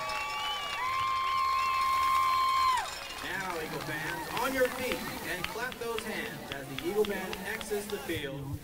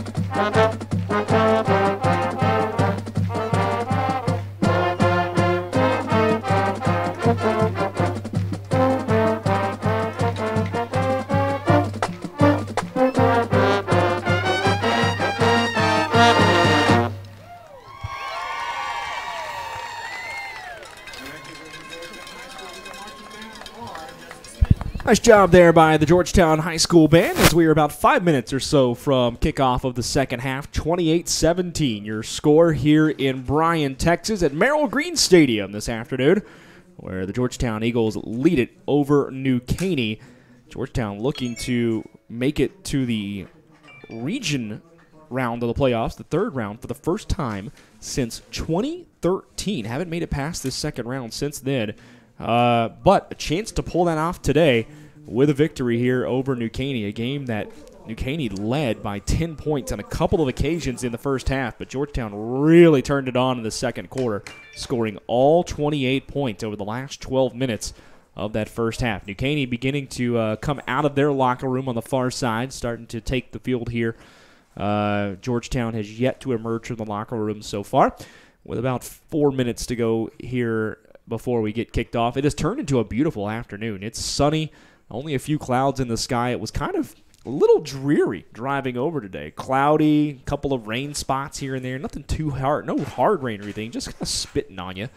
But since we've really got going after the first quarter, it's turned into a pretty afternoon here in Bryan. And a nice day for football. Weather in the high 60s, low 70s, probably a little warm down on the field itself. As, it can't ask for much better in November, really. Yeah, it's a beautiful afternoon and a great day for football. And I always like seeing what adjustments the teams make whenever they come out in the second half. And New Caney's going to have to make some adjustments because their defense began to be unable to stop the Georgetown offense. And their offense couldn't put any more yards on the board after they had that really successful first quarter. So be some adjustments there. We'll see what adjustments Georgetown makes to answer some of the things that New Caney has been able to do early on, but should be a great second half. If you're just joining us, we'll run you down the scoring one more time as we continue to count down to the second half. I mentioned New Caney took a 10-point lead. They let it off with a quick touchdown. Just a minute and 50-second drive to start the game. Zion Childress with a 15-yard touchdown run to cap it off. And it was 7-0. Eduardo Martinez with a 23-yard field goal later in the quarter. 10-0 your score. New Caney with the lead. Georgetown began a good drive, though, at the end of the first quarter, settling down and capped it off early in the second. Chris Martinez with a 13-yard touchdown catch. The tight end taking it in. And it was 10-7 New Caney. Ensuing kickoff, New Caney recovered a botched fielded kick. Ball bounced right back to Jerome Henry. He took it all the way to the house, 64 yards. Touchdown New Caney, 17-7. Very first play of the next drive for Georgetown. R.J. Moreno with a 64-yard touchdown run. And he housed it to make it 17-14. 5 minutes later, Jackson Siosin, after Georgetown forced a fumble inside the New Caney 10, he takes a 2-yard touchdown run himself. The quarterback takes it in for Georgetown, and they take the lead for the first time this afternoon, 21-17. And the Eagles get another stop, and with a little over a minute and a half to go, got the ball back, moved it right down the field, and Dylan Cahill with an 18-yard touchdown catch over the middle from Siosin. And your score, 28-17. Georgetown leads it. Want to say hello to the one and only beautiful Miss Carrie Tillery, the wife, back home listening in this afternoon. Hi, honey. Hope you're doing well. See you for dinner tonight. She was always one of the ones who listened in every week for baseball broadcasts back in the day when I used to do that for a living. So good to have her along doing some football today. You must not be near as annoying as I am because my wife would never listen to me when I'm not at home and have to actually purposely tune in on a website to listen to me. So good for you. We're still young in the marriage here, so we're only 5 or 6 years deep. Give it a few more years. Yeah, I'm 23 years in. So. Georgetown's emerged from the locker room here to our right as New Caney officially running through their cheerleader tunnel, taking the field. Georgetown about to do the same as the smoke will begin to billow. Yeah, I just picked up, by the way, New Caney's fight song is Texas Fight. I don't know if you picked that up earlier. Yeah, I heard that. And I'm okay with that, but there may be some in this town that are not. Yeah, I was going to say, we are quite literally about a mile and a half from Kyle Field. If you just take a straight line from here to Kyle Field, so Brad Kelly, I can we've imagine got, that's going over well. Coach Dean walking up here. Let's see if we can get a few words. All right, down to you, Dave. Coach, how about that second quarter rattling off 21 points? Yeah, it was nice. You know, we still got lots of stuff we got to clean up. We put the ball on the ground one time, can't do that. Gave up a kickoff return for a touchdown. We still got a lot of stuff we got to clean up. Good luck second half. Thank you. Georgetown getting revved up to our far side, coming through the tunnel once again as they take the field through the smoke for the second half. Woo. Tell you what, they're fired up, ready to go here in the second half. They are. I guess the coaches had the right words for them. We want to thank some of our sponsors before we get started here in the second half. The Oak Ridge Disciple House, those guys have sponsored us all season long.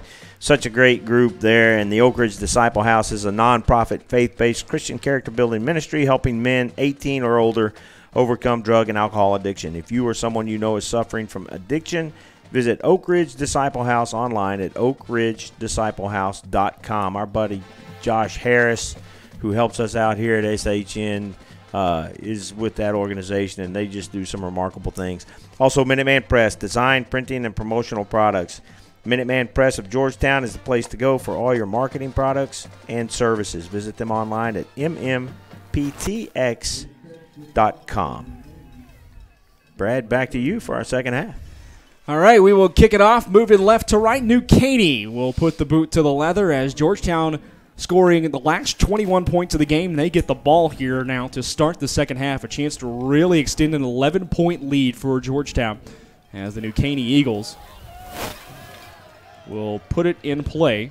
They've been doing the short kickoff when they've had the opportunity to kick it away. Eduardo Martinez doing it to the far sideline. Fair catch called for, fair catch made at the 38. So Georgetown with pretty good field position. R.J. Marino pulling that one in on the up back. And Eric's going to mark it at the 39 now for Marino.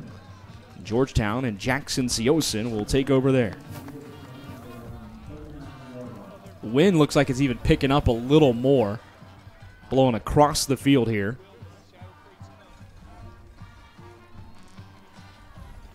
If you're on Kelly's Facebook, listening in, Facebook Live, he's throwing up the hook 'em horn sign because the Horns just clinched their spot in the Big 12 title game.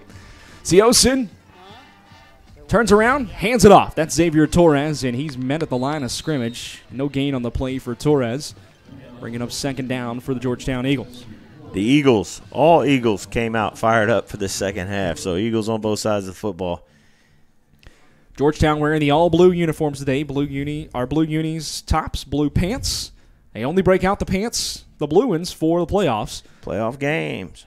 Silver helmets for Georgetown. New Caney Eagles wearing the white tops, blue lettering, blue pants, and blue helmets. So you're mirror images of each other. 4 wide receiver set, 2 on each side here for Georgetown. Rodan in motion. He'll take the handoff on a sweep across the 40 to the 43. Javante Rodan picks up about 3.5 on the play, and it'll be 3rd and long for Georgetown. New Caney did a good job penetrating and keeping that from cutting back for more yardage. I thought he was going to be able to bust it out for a lot longer gain, but New Caney collapsed on him, and they were able to hold him to about 4 yards. Georgetown huddling up.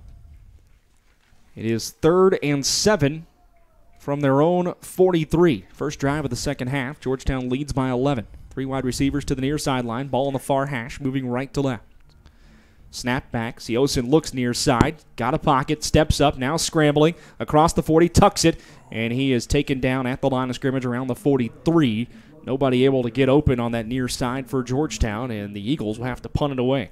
He had some space on that right side out there, but all his receivers were on the left, so his eyes stayed over to the left. He didn't see that right side wide open, but pooch kick? Yeah, I would imagine that's what's going to happen. It seems to happen with some frequency. Siosin back there, lined up. That pooch kick forces everybody for that New Caney defense up. Now going back quickly. C.J. Sanders realizing what's happening. Siosin will put it down. A low kick that's spinning oddly. Sanders picks it up at the 22, cuts up the middle, across the 35 to the 40. 45, 50, 45, 40, 30, 20. He's gone. Back. But this looks like it's coming back. It's a touchdown for New Caney, but flags are down back around the area where C.J. Sanders picked it up. Yeah, that one of the New Caney defenders on their return team, number 7, I believe, blocked one of the Georgetown guys in the back. Didn't really need to do it either because he wasn't going to have much of a chance, and that was wide open. I don't know if the Eagle kick team saw those flags fly and just quit, but Lateal Roberts with a big penalty there against New Caney, taking a touchdown off the board. It would have been 28-24. And I don't know if you noticed, but when C.J. Sanders got to the end zone and turned around and realized no one was celebrating with him and there were flags on the field, his head just kind of went down, and he kind of recognized what happened. Yeah, those flags hit the ground behind him, so he had no idea they were there, and he was having a good time in the end zone alone. Tough penalty. Boy, that drops him back, way back. Zion Childress running a reverse around the left side. That's Henry across the 20 to the 25 and met at the 30. It's going to be a first down run on the end around for Jerome Henry, the wide receiver. Pickup of 11. See if the New Caney offense made any adjustments after kind of stalling out in the second quarter. Yeah, one of the Cody Armstrong, the left tackle for New Caney, boy, he threw a great block out there to spring that one open on that left side. 3 wide receiver sets. 1st and 10. Handoff over the right side to the 35. Tripped up around the 36. Cameron Tyler actually all the way out to the 37. They'll give him 7 on the gain, and that'll bring up 2nd down and 3 for New Caney. Yeah, first 3 plays, you don't see a lot of difference in what New Caney's trying to do. It's their bread and butter, that those little quick passes and then the runs, trying to spread that Georgetown defense out. 2nd down, 3 to go. Official forcing New Caney to hold off on the snap as Georgetown had a chance to make a substitution. 3 wide receivers far side, 1 on the near. Ball on the near hash mark, moving left to right for New Caney. In motion goes Cameron Tyler. Back to pass. Childress, he fires deep down the middle. Looking for a man. Off the hands. Incomplete. Looking for Jerome Henry. Covered up there well by the Georgetown defense. There are about 2 or 3 Eagles in the area. You've got to think the wind played a part in that one. He threw that one so high up in the air that helped a lot.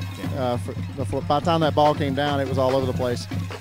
Yeah, it looked like it fluttered a little bit up from up here, and Jonathan Knights was able to close that distance, made a good play on the football to keep it from being a long completion for New Caney. Yeah, so great job by Jonathan. Like Coach says, we've got to keep from letting those big plays over behind us there.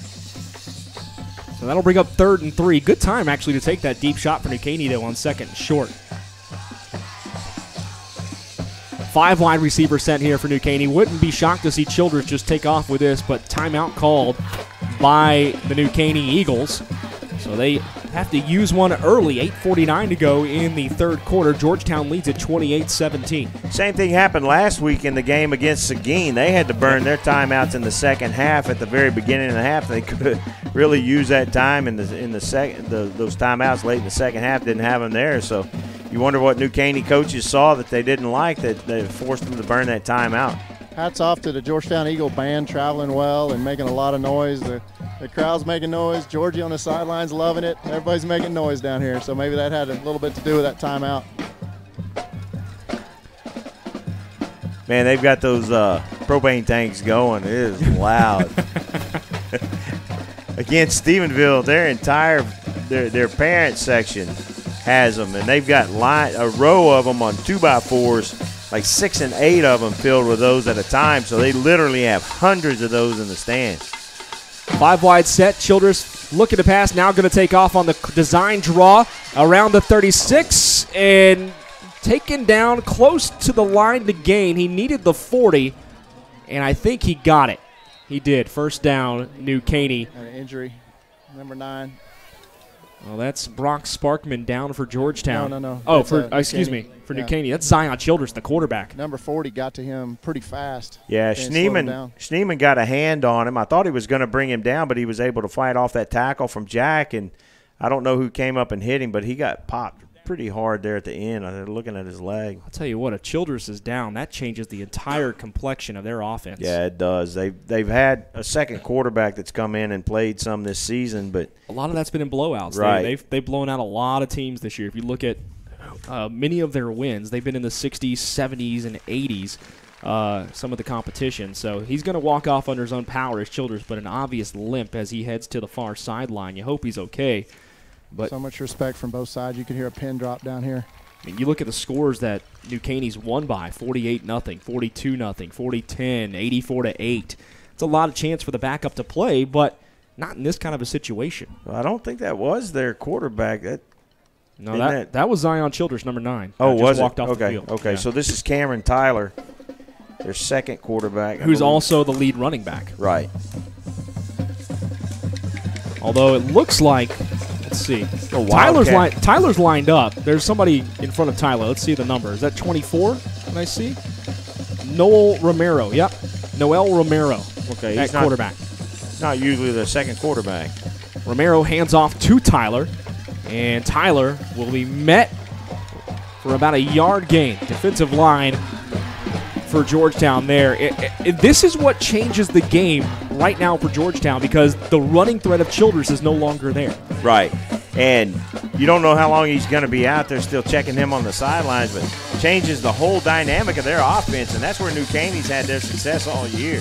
Handoff again, right side, and a pickup of about 4 out to the 45 for the running back Tyler.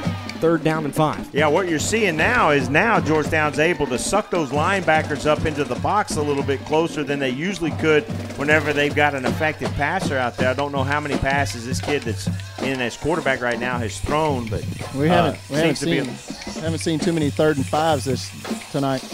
No, a lot of 3rd and 2 for Caney, 3rd and 3 for New Caney, but 3rd and 5 here. Turn around, handoff over the left side. That goes to number 22, Anthony Robles. He'll pick up 3, but that's not going to be enough for a first down. Should bring up 4th at about a yard and a half. New Caney on that set had 2 tight ends on opposite ends. They only had 1 wide out, so it's changed their play calling completely while the quarterback is out. So that's going to be interesting to watch and see how long that lasts. If you can see Childress trying to walk it off across the way on the track over there around the 35. That left leg is tender, and he's taking his helmet off now, so hopefully he's not injured too bad. He's trying to run on it. Yeah. And they try to fake punt, a run on the up back, a snap to him, and they got it. New Caney with the first down on a fake punt. Dave, you said at the beginning of the game you thought we'd see a fake or 2 today, and there it was, a snap to the up back, a pickup of 3 and a first down for New Caney. Yeah, I think when this game starts getting away from New Caney, we're gonna see some trick plays, and we've got to be alert for that. Well, Zion Childress trots back onto the field, starting quarterback for New Caney. You can see he has an obvious limp, though, as he runs. Ball at the Georgetown 49 after the fake punt. 6:28 to go in the 3rd quarter. New Caney trails Georgetown 28-17. They're still in that tight formation. Handoff up the middle. Out to the 45-yard line goes C.J. Sanders before he's taken down. A gain of 4 on the play. I believe their number 10 on the defense is playing both ways now. Is that correct? Because he was just lined up on the right side of their offensive line. Yes. Yeah.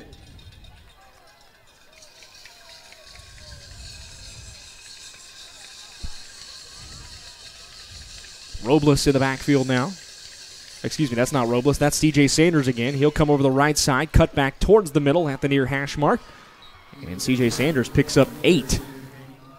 Down to the 37-yard line of Georgetown. First down for New Caney. And with Childress in the game, it just opens up the running lanes a little bit more for the running backs. It does, and you saw the linebackers and defensive backs actually take a step back whenever he came back on the field, and they weren't as close up. Handoff again to Sanders. This time over the left side. Across the 30 to the 20. He's gone. 5 touchdown New Caney. C.J. Sanders with a 38-yard touchdown run. And the New Caney Eagles will cut it to a 28-23 lead. There is a man down for Georgetown. That's number 37, Beal. Taylor Beal. That'd be a big loss. Hopefully he's not hurt too bad. I didn't see what happened to him, Dave. Did you see where he was involved in the play? I did not. Well, Beal being attended to. 38-yard touchdown run there for C.J. Sanders. Or 37, I should say. Apologies. So we get it official there. 5:31 to go here in the 3rd quarter. Beal's able to get up and walk off under his own power, so that's a good sign. H put those Miyagi hands on him.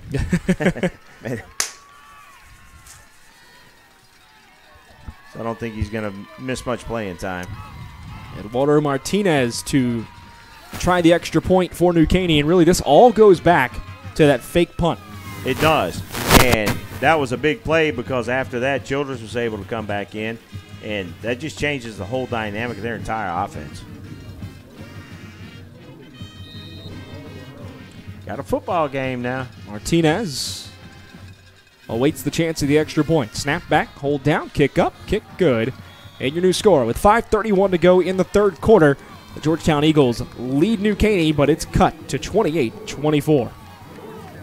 So you see, you know, we talked about it. Georgetown put points on the board right before the end of the half. They got the ball back in the second half, but New Caney was able to stop them, keep points off the board, so it negated that advantage that Georgetown had. And you're talking about a potential 10 to 14-point swing now. Tight ball game again, as opposed to Georgetown being able to start to open this thing up some. So New Caney made the adjustments they needed to make. Most of the scoring's been done on this right side of the football field, too, today. Yeah, I think all of it except that touchdown return on the kickoff. And New Caney, yeah, they kicked everything down here. So, yeah, the kickoff return is the only thing that's happened on the far side. Kind of surprising. See, now these flags down here that we were looking at earlier, they've got them tied up. They got them tied up, yeah. No wonder they're straight down. Keen observation skills. Trained professional. Only the best up here, folks. Here's Eduardo Martinez to kick it off for New Caney. Man. Kicking left to right. It is a high end-over-end kick, fielded at the 28. Fair catch called for and made. Wow. I didn't see a fair catch signal go up. They're going to mark him down at the 31. David, did you see his hand go up? I did not. Okay, that's why they didn't throw a flag. There's quite a bit of discussion down here right now. Coach Dean is in one of the linemen's ears. Yeah, you can see the discussion happening. Actually, other coach, too, on the other side for New Caney, Brady Pennington, doing the same. I think everybody's a little confused on how that one went down. I believe they're trying to figure out why they blew the whistle. So it's 1st and 10 Georgetown from their own 31-yard line. Siosin takes the snap, hands off to Moreno around the left side, cross the 35 to the 40 and pushed out of bounds just shy of the 45-yard line. Actually, they're going to give it all the way out to the 47. Chase Heffernan did a great job out there keeping those hands in so he didn't get the holding call, but there's no place for his defensive lineman to go except to the ground, and Chase wound up putting him on the ground. Good job out there springing that one. 16-yard pickup for R.J. Moreno. 1st and 10 Georgetown now from their own 47. Xavier Torres checks in the backfield. Siosin hands it to Torres. Bounces it over the right side, and that's not going to get far. A loss of a yard, in fact, for Torres as the defensive line was able to shut the hole down pretty quickly for New Caney. And time called as a New Caney defender is slow getting up, Ladarian Henson. Boy, he came flying through that hole in there to make the play and stop that for a loss. And I wasn't able to see what happened to his leg. He may be just having a cramp. That's where I think it's getting hot down there on this field, and fluids are going to become a big deal. Yeah, you know, it's probably been a while since two things. One, these kids have played in some heat because you play night games for the most part here in Texas, and two, really not often they play during the middle of the day. Well, right. Quite frankly. You look at the practice all this last week, and it was pretty chilly back here in Georgetown. Yeah. Brad, it's kind of interesting. I started looking at the back of the New Caney players' jerseys, and it looks like their names are on there, but it's not their names. They have different characteristics that are probably their core values: discipline, honor, integrity, interesting effort. Yeah, that's kind of cool. 2nd and 11 from Georgetown from their own 46-yard line here. Moreno in the backfield with Siosin. 4 wide receivers in the formation. Cahill coming near side. He'll come out on a little wheel route. And that is who will be targeted. Caught at the 50 by Dylan Cahill. Short pickup for Georgetown of about 4 as they are just into New Caney territory. It's funny, the Georgetown coaches are just to our right in the press box, and I hear the offensive coordinator yelling, "Throw it." 3rd and 6 now for Georgetown. Lines up at the New Caney 49.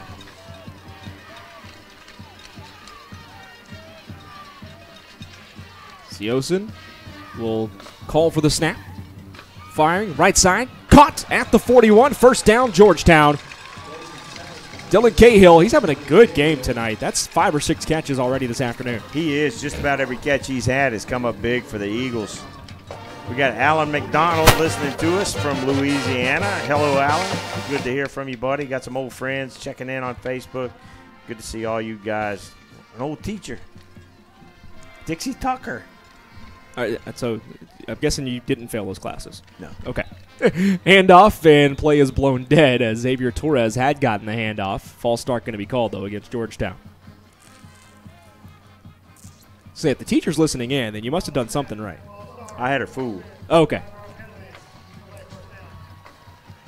1st and 15 now for Georgetown as the pre-snap penalty will back them up to the 46 of New Caney. 4:25 to go in the third quarter. 28-24, Georgetown leads it here in the area round of the playoffs. You know, Brad Kelly, if we can put together a long, consistent drive here, it keeps our defense on the bench, and we're keeping the ball away from New Caney's prolific offense. Torres stays at running back. Handoff to him, up the middle, and he's chased down from behind at the line of scrimmage. Really, really fine play by DJ Harris, the linebacker for New Caney. He's the one that shot through just a few minutes ago, hurt his leg for a second. Glad to see he's not seriously hurt, but do not like seeing that young man in our backfield. Not the place for him. 2nd down, 16. They're going to mark that as a loss of 1 for Georgetown. And again this week, you're starting to see it here in this third quarter. The Eagles with that deliberate pace that they ran with last week over in Seguin. Well, and how many times have we said it's penalties like that false start they had that just killed the momentum from a drive? They had a good drive going and then have that penalty. Siosin rolling near side, fires to the 40, caught by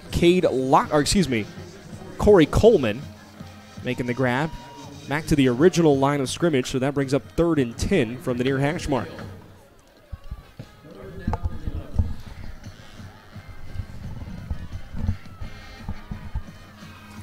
Four wide receiver set for Georgetown.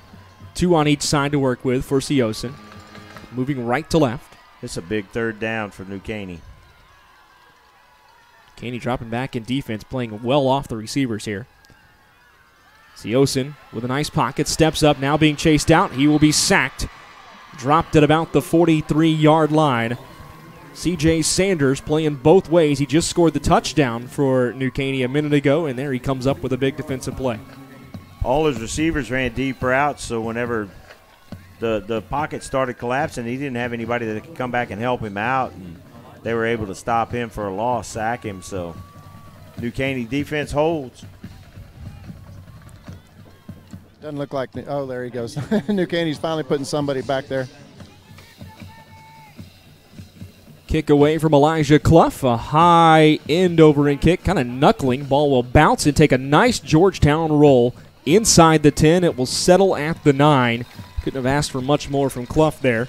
And New Caney will have to start deep in their own territory with 2:31 to go in the third quarter.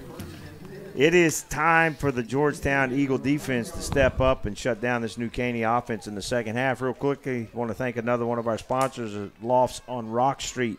Lofts on Rock Street is Georgetown's newest condo community featuring minimalist living with 1- and 2-bedroom condos ranging from $250,000 to $360,000 with rooftop deck and 360-degree views of Georgetown. Brought to you by Annette Montgomery and Kimberly Wolfman, Century 21. Caney takes the ball 1st and 10 from their own 9-yard line. Fired far side from Childress, and that will only pick up a yard or 2 on the quick pass to the slot receiver. Completed to number 25 out there, Isaiah Aiken. Couldn't really tell. Kind of the way the press box is built, I got a little bar right in front of me where the players are right now. 2-yard pickup, so they're going to give them 3 officially. 2nd and 7. 4 receivers in the set, 2 on each side for New Caney. He's got Cameron Tyler in the backfield, does Childress, in the pistol formation. Childress rides the handoff, fakes it, pulls it himself, and Georgetown swallowed that play up quickly. Boy, they needed that stop. Childress has had a lot of success out there. It looks like if he'd have handed it to the back instead of keeping it, there was a wide open hole to the right side of the New Caney line. But fortunately, Georgetown held them 3rd and 5 now, so the Eagle defense needs to stop, get the ball back. It's a long 5, too. New Caney basically needs the 20-yard line where it's marked at right now. Looking to pass. Childress fires down the middle, got a man, and it is just out of the reach of Isaiah Aiken. He had a paw on it and almost made a spectacular one-hand grab, but it falls out of it, and it's incomplete. He did, and I think that was Neich on the defense. I think Neich probably thought he may have a shot at an interception, but great play by the New Caney receiver to almost haul that one in. That would have been a fantastic catch, but New Caney's going to have to punt now. I don't think there'll be a fake down here. Childress more known for his running ability, but he throws a pretty ball. Yeah, he does, especially with this wind affecting it. Well, New Caney will line up to punt. Georgetown trying to come after one. They blocked one today. This one, though, high end over end kick. The coaching staff saying get away from it, and New Caney downs it at the 44-yard line, but Georgetown's got great field position in New Caney territory. Significant stop for the Georgetown defense there, and the coaches are celebrating that. That's a big stop right there to keep New Caney off the board on this drive. Hold them really, 4 or 5 plays in that drive. They got 1 first down, but the Georgetown defense was able to stiffen. And Georgetown needs to put some points on the board now. The way this wind is blowing, they get this next on the 4th quarter, they'll have the wind at their back. 28-24, Georgetown leads, 1:08 to go in the 3rd quarter. Siosin barking at Chris Martinez to line up correctly. Here we go. Rodan coming out of the backfield in motion. R.J. Marino takes the handoff up the middle, and he will be stopped for a gain of 2. Flag coming in after the whistles blow. Maybe some extracurricular activity there. Yeah, something went on in a pile off of the ball. I had a ladybug land on my left hand. I'm not even going to shake it off. It's good luck. And this is going to go against New Caney.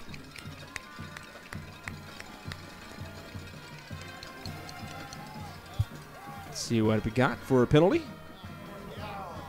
Personal foul against New Caney. They called it against Shorn Young, the linebacker. A big 15-yard penalty. Boy, I tell you, we talked earlier, you lose that focus just for a minute and it changes the entire dynamic of a drive, can change the entire dynamic of the quarter, because New Caney's pretty much dominated this 3rd quarter now, but Georgetown's deep in New Caney's territory, and they've got a chance now to put some points on the board. Georgetown with the ball at the New Caney 27, 1st and 10 here. Marino stays in the backfield with Cios, and Rodan to his right as well. Handoff to Moreno. He'll get across the 25 down to about the 24. Pickup of 3 on the play. 35 seconds to go. You can hear the sideline, somebody yelling about the quarter change, knowing that we're almost done here with the 3rd quarter. And I think they're just basically telling the offense, don't be in a rush. Georgetown can let this roll all the way to zeros if they so like and flip the field. They do line up for one more play. 14 seconds to go on the clock. Siosin talking to his lineman. 2nd down, 7. Snap back. Handoff to Marino. Over the right side. Got a big hole. Across the 20 to the 15. 10, 5. Touchdown. Georgetown. R.J. Marino with his 2nd touchdown run of the ball game. This one coming on the final play of the 3rd quarter. And the Eagles will stretch their lead out. Boy, R.J. has had some success on those long runs. Golly, that was so needed for this Eagle offense. And right at the end of the quarter, first offensive touchdown scored to our left. So Georgetown's going to get the wind at their backs for this last quarter. And, man, that was – oh, what a great play. Last play of the quarter. Moreno takes it 23 yards. Diaz with the extra point attempt here. It's up. It is good. And your new score as we get ready to move to the 4th quarter, Georgetown 35, New Caney 24. While we got a break, we want to thank a sponsor, Cavett Richmond Homes. Cavett Richmond Homes has been building in Georgetown for over 20 years, specializing in custom homes on 1 acre and larger lots. Visit CavettRichmondHomes.com. That's C-A-V-I-T-T, Richmond, with a D at the end, homes.com. Folks, these sponsors have made these playoff broadcasts possible. We ask that if you have any of the needs from any of these sponsors to please, please, please give them your business, give them a chance to earn your business. It is because of them we're able to pull these broadcasts off, so we thank them. We thank you for being with us. My friends on Facebook that have checked in, Facebook Live, thanks for checking in with us, guys. If you want to listen to the whole broadcast and sidelines and everything, crowd noise, check in with us at shnsports.com. Well, we begin the fourth quarter of play with Georgetown kicking it away. 35-24 your score. Georgetown leads New Caney.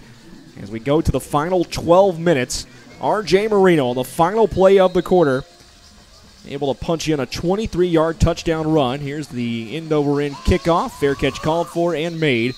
And New Caney takes the ball at their own 37 to begin the final stanza. Well, we'll see if Georgetown can own this fourth quarter like they own the second quarter. The points there at the end of the third quarter were extremely useful for our Georgetown Eagles. But, man, New Caney had a lot of success, but they don't have a lot to show for it. Nope, they played one touchdown. Played to a stalemate there in the third, and I think if you offered that to Georgetown right now, they'd take it for the fourth. Kelly, being on the home side, our Georgetown football players on the bench are completely in the shade right now. It's kind of getting warm out there in the not in the shade, huh? Yes, sir. Yeah, official temperature. Timeout called coming out of a possession change for New Caney, having to use their second timeout of the half, and that's a bad one to take. Boy, Coach York was excited about that timeout, wasn't he? Yeah. I need to reposition. That's a rough timeout if you're New Caney, though, because you're coming out of possession change, the dead ball play, and now you're using a timeout because you're not set. Well, and New Caney's playing from behind now, so you know they're going to need all the time they can get here in this fourth quarter because they've got 2, maybe 3 possessions left. That's points on the board each of those possessions to try to stay in this game, and they're going to need that time, but now they're down to 1 timeout. That hurts bad. You just said it, playing from behind. It's not a position New Caney is used to at all this season. Here's Zion Childress. He'll hand it off over the left side across the 40. Got a couple of blocks to the 45. C.J. Sanders with a nice run. Pick up of 7 on the play. Give credit to the New Caney offensive line on that one. They did great blocking on that left side. Yeah, that big number 77, boy, he is a hoss out there on that left side. New Caney picking up the pace. Quick snap. Sanders again with a handoff. Again left side. Met at the 47. He was stuck. Who made that tackle? 38. So that's Nick Petter. Nick Petter said, would you like a hand up? And the young man said, no, thank you. I'm going to sit here for a little while. Yeah, C.J. Sanders slow getting up here. He took a shot right in the chest. Right. You said earlier, Brad, it's something I wanted to hit on. You said New Caney's not used to playing from behind. At this point in the game, it's not a time to panic, but New Caney can't make mistakes. From here out, they can't make mistakes. They've got to score on what possessions they have left. Yeah, this New Caney team has lost 1 game all year. It was the season opener against Crosby. They've ripped off 10 straight since then.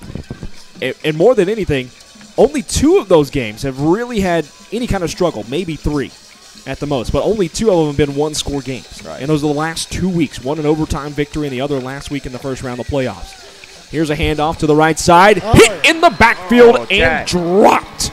Anthony Robles goes nowhere, and the Georgetown defense stands tough. My boy Jack Schneeman making the play back there. I'm going to have to give that kid a hug after I see him. Golly, he got in there. He's played with such aggression today, man. It's so good to see Jack. There's 7 kids on this Georgetown team that I had the privilege of coaching in Pop Warner. Man, it's just fun watching them play. Good kids. Would you say the Blue Storm defense is coming alive? It is. 4th and 5 for New Caney. They're going to show punt, but they've already faked it once today. There's no way they punt this football. I say that. They'll punt it. No, they will kick it away.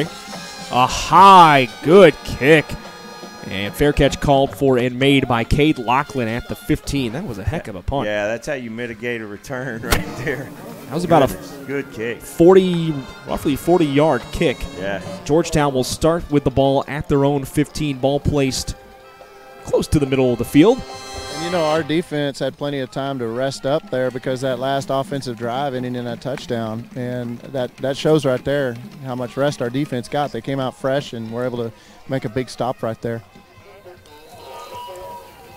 Well, Georgetown will take the field. A chance if they can put some points on the board here to maybe ice this game away. Boy, they need it. Good long drive, about 10-minute drive would be fantastic. Marino in the backfield with Siosin. Actually, that's Torres. They will hand it off to Torres around the left side. He tries to pick a block, makes a man miss, and falls forward.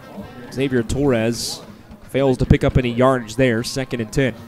He didn't pick up any yards, but that was a good play of not going out to the sideline and getting run out of bounds. Keep that clock running because that clock is now the bitter enemy of New Caney, and keeping that thing running is crucial for Georgetown. So that's a good job of him not going out of bounds and putting that clock down. And New Caney using 2 timeouts already could be huge as we move forward.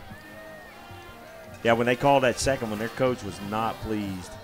Here's a handoff to Torres again. Tries to wait for the hole to open up. It does not. Only a yard pickup for Xavier Torres, and it's 3rd and 9 now for Georgetown. So when they start this drive, they had 10:33, I believe, on the clock. So they've run almost a minute off of the clock now, but it's 3rd and long, so if New Caney can hold here, they still have some life. And Georgetown would really like to flip the field right now, make it hard on that New Caney offense. R.J. Marino checks in at running back. 4 wide receivers set for Siosin here, 2 on each side to work with. 3rd and 9 for Georgetown. Snap back. Siosin looks to pass. Getting chased out of the pocket. He's going to tuck it, try to run, makes a man miss across the 15 out to the 20. Nice job by Jackson Siosin just to pick something out of nothing. It will be far short of a first down, but Georgetown will be forced to punt, but Siosin saved about 6 or 7 yards there. Siosin owes R.J. Marino a Christmas present or something because R.J. kept him from getting crushed, made a good block to keep his guy, knock his guy off his feet. And that was the reason why Jackson was able to gain some yards. Elijah Clough to punt it away for Georgetown again. Good snap. He will kick it away. A low kick, angled toward the sideline. That's going to be a rough one for Georgetown. It was kind of off the edge of the foot. Linesman still walking up. He's past the 35. Still walking, and he marks it out of bounds at the 30 of Georgetown. So that will be a net of about 10 yards on the punt. Woo, that is not what Georgetown needed. So much for flipping the field, Dave, huh? Yeah, that's pretty rough right there. I think that wind might have, he kicked it over to the left, but that wind really drove it towards the bench of New Caney. 8:31 to go in the ball game. Georgetown leads 35-24, but New Caney with excellent field position at the Georgetown 30. Get that Georgetown defensive line camped in the New Caney backfield, man.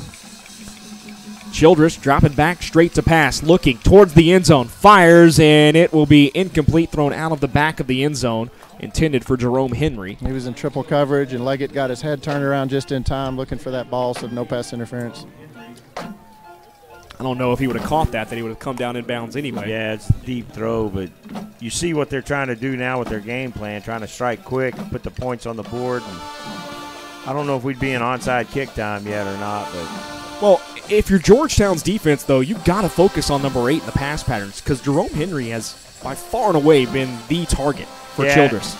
Here he throws again. He's looking for Henry, and it is thrown behind him. He had a step on the defense that time to Jerome Henry, but ball will be incomplete, and it's 3rd and 10. And at some point, you also, if you're in the Georgetown backfield, you're looking to pick off the ball here pretty easily if he keeps tossing them up like that because his accuracy is just not there. Boy, if he throws that to that front shoulder, he threw it to the back shoulder, and the receiver couldn't get turned around in time, but he throws that to the front shoulder, and that's 6. 3rd down, 10 to go for New Caney. 8:19 to go in the ball game. New Caney down by 11, trying to claw their way back in. Blitz coming from Georgetown. Chasing Childress out of the pocket. He will be taken down at the 30-yard line. Taylor Beal coming up with a big play. Mason Meyer got Mason Meyer chased him down. Taylor Beal finished him off. Woo, that was big. Beal came shooting through the line of scrimmage on the blitz. He did. Now, New Caney's got to go for this. They're not going to get too many more chances with the football. They got to go for this. This will be 4th and 10 for New Caney. Clock is rolling. New Caney's taken a long time to get this play call in. 4 wide receiver set, 3 on the far side for New Caney from the near hash. Snap back, rolling to his right, Childress. He will fire. He's got a man. It is incomplete. Away from the outstretched hands of Cameron Taylor. Childress just threw it wide, and Georgetown will take over at the 30. He was there, and he had the yardage. Childress just couldn't hit him, and, boy, Childress hung his head when he walked off the field. He knew he's not going to get too many more shots at it, and that was a big stop for the Georgetown defense. Do you suppose with his prior injury that he's not able to really plant with confidence and get that ball out exactly where he wants it? Yeah, he stayed in the pocket more than he has prior to that injury, so I wondered if it still may be affecting him. Yeah, he might have run earlier in the game, actually, because right. he had a lot of space there. A lot of space. Torres in the backfield with Siosin. Handoff to Xavier Torres. Over the left side as the line of scrimmage was moving that way. Quick gain of about 3. 2nd and 7 for Georgetown. That's what the Georgetown Eagles are going to want to do, is just keep that clock running. I wouldn't expect we're going to see too many passes, and if we do, it's going to be that short pass. It's more like almost like a long handoff. I'd feel a lot more comfortable if they would get one more score and then really burn that clock. I think they've got to get several first downs, at least flip this field. Torres stays in the game. Cahill in motion. Siosin hands it to Torres, and he will pick up about 2. A couple of New Caney Eagles were right there at the line of scrimmage waiting on Xavier Torres. 3rd and 5 now for Georgetown. That play was going left, but, boy, there was sure a lot of room to the right if Xavier had turned his head a little bit and seen that right side, man. There was a big hole over there. Number 10 on the New Caney side is shaken up. And at one point I saw number 90. He didn't even have his hands on his hip. He was just bent over. They are gassed on that New Caney defense side. You know, we talked about it a couple of times. New Caney hasn't really been in these deep battles too much this year. And you have to wonder about conditioning. And you have to wonder about the ability just to know that you can win in this kind of a game. And they've got young men playing both sides of the ball. I mean, you look on their side of the field, and they don't have very many players on their sideline over there. Yeah, and a lot of the guys that are on their sidelines, you can tell they have no planned hope of getting into this football game, so they're only playing with 22 to 24 guys. Here's R.J. Moreno in the backfield. Siosin's going to throw, though, and that is off the hands, incomplete to Cade Lachlan. A 4th down coming up, maybe even more importantly. That stops the clock with 6:06 to go. Georgetown had so much success running to the right side. Boy, I wish they would try to pound over there a little bit, because that big defensive end they've got over there, number 60, I think his number is. Your eyes are better than mine. That's 90 down there that you're staring at, I think. 90. Yeah. Big number 90's gassed. He is. Yeah. So it'll be 4th and 5. Georgetown to punt it away. Elijah Clough deep for Georgetown to do the honors. Looks like Cameron Tyler is the return man for New Caney. A high kick from Clough. That ball is going to bounce and roll. Good, and New Caney's just going to let Georgetown down this at the 25. So nice kick by Clough to kind of flip the field, as you've been asking for, Dave. Yeah.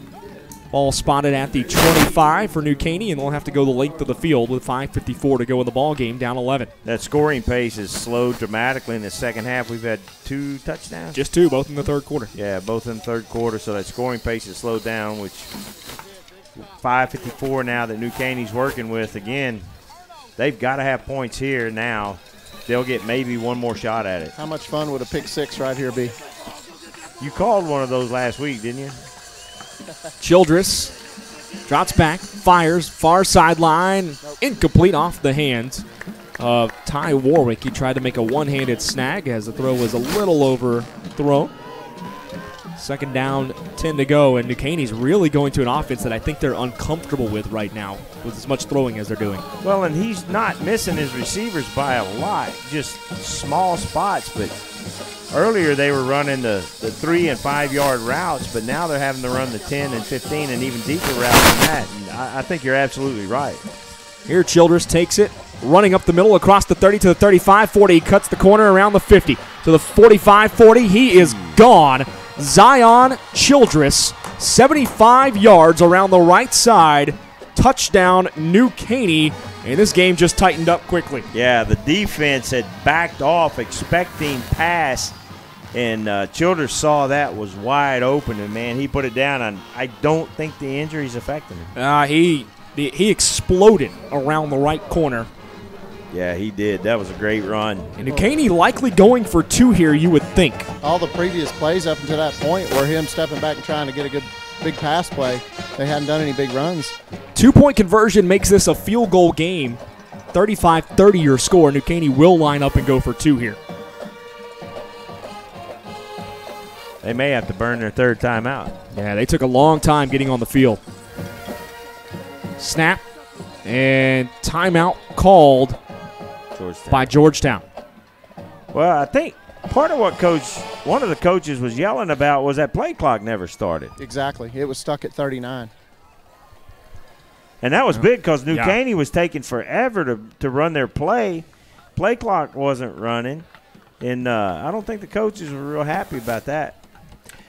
We've got a bunch of friends checking in on Facebook, folks, and a lot of them are going to be involved in games later. The Nederland Bulldogs are playing their playoff game here in just a little bit at NRG, and then they'll be followed by the Port Neches Groves Indians. So Southeast Texas flair there for us, and some old friends going to watch even some of their kids play ball, but good luck to both those teams today.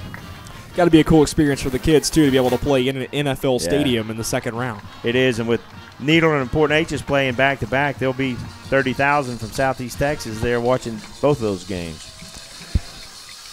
New Caney lining up to go for 2, trying to cut the Georgetown lead to 3 with just under 6 minutes to go in the ball game. 4 wide receiver set. Childress drops back, looking, floats one over the middle, caught. 2-point conversion is good as Isaiah Aiken came down with it.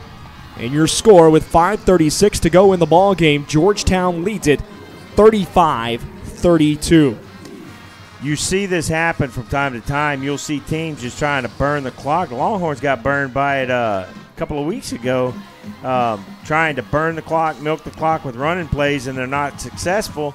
Then they'll throw a pass in there that'll be incomplete and kill the clock. This is what happened to Georgetown. Now, if you're going to run the plays, if you're going to stick to your running game, you've got to get that first down at least and come away with a 7 or 8 play drive as opposed to a 3 and out and give New Caney time. And that's where we find ourselves now. And now it's to the point where Georgetown, you got to have a march. They can't go conservative. Got to have a little bit of a march if you're Georgetown. Yeah. The advantage you have, besides the clock, is the fact that New Caney has 1 timeout left. And New Caney has momentum right now. That New Caney sideline is erupting. They're very fired up. 3-point ball game with 5:36 to go. This is it for Georgetown. We've got to take advantage of this possession. Tell you what, folks, it's been a good game today. Yeah, it has. Back and forth. I thought Georgetown was going to close the door, but New Caney has really battled back. These kids have got to be very proud of their effort today. Let's see if New Caney decides to kick it deep or if they want to maybe try a trick onside kick. Nope, they will kick it deep. A low line drive over the head of everyone. That ball's bouncing. It's in front of the goal line. Georgetown has to pick this up, and it's taken down with a knee on the ground at the 1. Xavier Torres, I don't think, realized what was going on or where he was on the field necessarily. I think he thought he was in the end zone and was going to take a touchback. Instead, he put a knee on the ground with the ball in play at the 1-yard line. He was expecting that kick to roll into the end zone, and, man, it just died at the about the half-yard line.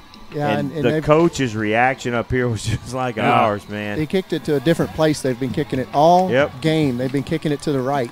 Well, they number saw 5, and they kicked it deep this time. They saw the deep guy move up, and I saw their coaches motioning to him. Kicker changed his position. Yeah.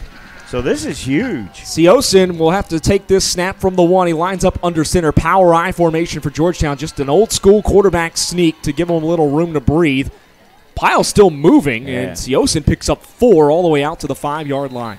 He got out to the 5, and I went to their practice on Thanksgiving morning, and this is one of the drills that they ran was exactly this drill, being lined up, with their back against the wall. So they got out to the 5. That's a 4-yard quarterback sneak. Yeah. There was some push going on from a couple of guys in the backfield with him to help him gain that yardage, but man, they needed that. Second down, looks like Torres in the backfield on the far side. Hand off to him up the middle. He's got room across the 10 out to about the 14. It's a first down for Georgetown. Xavier Torres exploding through the hole, making up for the kickoff play, and it's first down Georgetown. And the offensive coordinator just opened up the rest of the playbook. Now they can do what Georgetown's used to doing on offense and mix it up a little bit. That was a great run. And the clock is still running. Georgetown taking their time. 4:30 to go in the ball game. Leading by 3. I'd like to see a little bit of Rodan in there. Cahill in motion. Fake it to him. Siosin keeps it up the middle. He will pick up about 4 on the play. That wasn't a very kindly spot.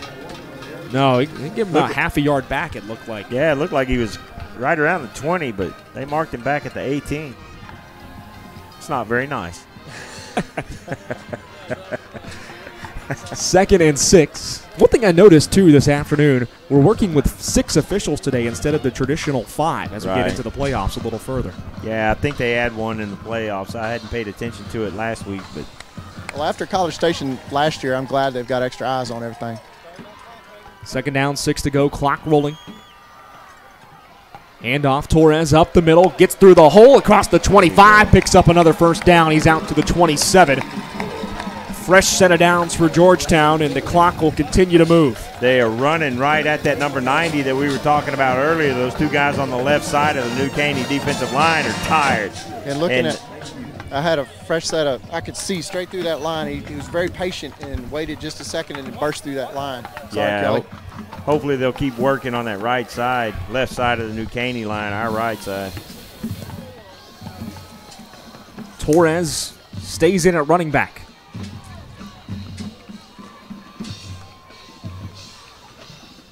Handoff to him. They're working over that right side again. He picks up a block. He's out to the 30.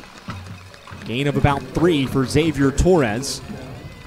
2nd and 7, 2:49 to go in the game, and New Caney has to start thinking about when they want to take their final timeout. Brad, I think this is where the coaches, while they had the offensive linemen on the sideline, are saying, this is your ball game to win.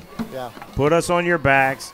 Let's go win this ball game. Shove it down their throats. Run this clock out. Get out of here. Live to fight another week. 35-32 your score. Georgetown leads it. 2nd down, 7 to go from their own 30. Xavier Torres takes another one. Right up the middle. This time he's met at the line of scrimmage. He'll pick up about a yard. 3rd down and 6 on the way, and Caney's still holding that timeout in their pocket. They are missing those 2 that they called earlier in the game. That second one, especially when they called it, boy, their head coach was so frustrated that he was having to burn that timeout. This is a big 3rd down. This could be the ball game right here. We are under 2 minutes. 1:45 remaining in the ball game. Oh, man. I can't sit. 3 wide receiver set for Georgetown. Moreno in the backfield now. Everybody's on their feet here. Siosin's going to pass. Looking, now he's going to pocket it. Now throw over the middle. Caught at the 40. First down, Georgetown out to the 42-yard line. He found Dylan Cahill over the middle, throwing back across his body, and that looks like it should do it for Georgetown. Boy, that was another huge catch by Dylan Cahill today. Boy, you may ring him up as the MVP, him or Jackson, but boy, Siosin just completely changed his body positioning to throw that ball. That was a great throw. The quarterbacks, Siosin's letting the referee know we're going to take the victory formation. And when I was in the locker room at preseason, I remember looking at Cahill's locker, and one of his goals was to catch every pass. And, that Cahill legacy is living on today in the second round of the playoffs as he's caught, I believe, every ball that's been thrown his way. Incredible job by Cahill today. Well, Georgetown takes a knee on the first snap. Timeout called by New Caney. That's their final timeout of the game. We got 52 seconds remaining in this ball game, and it looks like the Georgetown Eagles are going to march on, leading 35-32 here in Bryan in the second round. What a game. Woo! And hats off to New Caney. Boy, they could have folded after Georgetown came back. Strong comeback from Georgetown, and they took a, 17-point lead. And New Caney fought back, made this a great ball game to watch and participate in. Each team has had a double-digit lead today. New Caney with a 10-point lead, Georgetown with an 11-point lead at some point. And this will end a 3-point football game. There's nothing crazy here. As long as Siosa can hold on to the football and take 2 knees, we're going to head back to Georgetown with a victory. First one done. They'll have to reset the play clock one time, and it looks like Jackson will need to snap it one more time. 45 seconds to go. My goodness, folks, the Georgetown fans on the near sideline up on their feet, getting loud, realizing that they will have an area championship football to display at the school. Final knee down. Jackson Siosin tucks it away, and that is your ball game. You can hear the coaches going nuts over here to our right. Georgetown comes in to Merrill Green Stadium in Bryan, Texas, and takes down the District 9 champion New Caney Eagles by a final score of 35-32. The Eagles march on. What a ball game. What a ball game. And, you know, we talked about hats off to New Caney. Hats off to these Georgetown Eagles, man. They came in this season, and there was a very talented Georgetown team last year that lost to the eventual state champion. And this Georgetown team this year has overachieved, and they're going to the third round of the playoffs, man. That's exciting. Georgetown will await the winner of tonight's game here in Bryan as Shadow Creek plays Cedar Park at 7 o'clock, and you got to think there's going to be some interested folks in blue sticking around watching the game tonight. I'm not going to lie. I'm a Timberwolf now, buddy. I want those Cedar Park Timberwolves to put it on, and let's play next week, boys. We will find out as we move along, hopefully later tonight, maybe tomorrow, where Georgetown will play next week. We don't know yet. We do know that if Georgetown plays Cedar Park next week, it'll be somewhere in the greater Austin area. If it is against Shadow Creek, we honestly don't know, but we actually think Bryan would be the likely host of that game, being that it's about halfway between both schools. Yeah, last time Georgetown was in this stadium, they walked away with a very disappointing loss. But, boy, you see these Georgetown Eagles just celebrating this win. Some great sportsmanship out there on the field right now. New Caney played a great ball game, but, man, so proud of these Eagles and the coaching staff and training staff and everybody involved. We're going to the third round, baby. First time Georgetown has made the third round of the playoffs since 2013. Wow. So back at it for the first time in 5 years of the Eagles. Brad Kelly, we've got Coach Dean down here. Congratulations on a wonderful round 2 victory. Hats off to New Caney. They played their hearts out tonight, but Georgetown just played an incredible, hard-fought game today and just kept going. You know, we did, David. I couldn't be more proud of my kids. Coaching staff, man, they worked their tails off this week. Kids worked their tails off, and it paid up big. You know, New Caney's got a great team. Just proud of our guys for fighting. I remember looking in the locker room at the beginning of the season, and one of the notes on Cahill's locker was catch every ball. And today, I believe he caught every ball in some big-time couple first down balls that he caught on that one drive, and then today to cap it off. What do you think about his play? You bet. You know, proud of Dylan. You know, proud of our guys. Jackson doing a good job getting the ball to him. Offensive line played their butts off again. Defense, man, our defense, you know, kids played their guts out. Did a great job. Round 3. Congratulations, Coach. Thank you. Thanks. Brad Kelly, back to you. Dave, would love your final thoughts on the ball game as the fans and the kids down there on the field celebrate this one, and fans in the stands going crazy. Love to get your final thoughts as we start checking out here. I don't know if you can hear me, Dave. They're being presented with the area round trophy right now. A gentleman on a golf cart rode up. I'm not sure who it is. It is gold football season here in Texas. Georgetown taking another one back to tonight, back home with them as they raise it up high. The Georgetown Eagles area champions. They will play for a regional championship next week. You can hear them crazy. Loud down there celebrating it. Hey, right down there in the middle of it. Boy, Coach Dean pumped that ball in the air, and those kids went nuts, man. That is fantastic. Dave, I don't know if you heard me, but I would love your final thoughts on the ball game from your perspective down there, sir. A hard-fought game. Georgetown, Eagle fight never died today. And, you know, like I said, hats off to New Caney. They played their hearts out. A lot of those kids were playing both sides of the ball. But Georgetown football program, Coach Dean has talked about it in the past. We've got 5 teams, varsity, a couple of JV, a couple of freshman teams, and that's building a program like this is incredible. And now you're seeing the impact of that. Plus, y'all alluded to the district today that we play in and how well our district is doing right now, and that's prepared Georgetown for this type of victory. But you never saw the Georgetown side get dejected at all today. They were in this game the whole time, believed in it, and kept fighting. It was an incredible win today in Bryan, Texas, gentlemen. Well, come on up here. Let's get ready, and I'll buy you some Victory Dairy Queen, sir. Sounds great. All right, Dave England joining us on the sidelines. Kelly, your final thoughts, sir. Boy, I tell you what, this game was so much fun to watch. And like I said, I think this team has progressed so well, and you've seen them grow and develop, and now they've just got that attitude that they're going to walk into the football stadium and dominate that point of attack. And there's so much confidence in this Georgetown Eagle team right now. It's going to be fun next week to see what happens. And like I said, man, I'm a Timberwolf fan right now because I would love to see that rematch of Georgetown and Cedar Park. That would be one heck of a high school playoff football game, man. I'm excited. I've been poking fun at it the last couple of weeks. I want to quote the philosopher LeVar Ball when it comes to me calling Georgetown games. Never lost. There you go.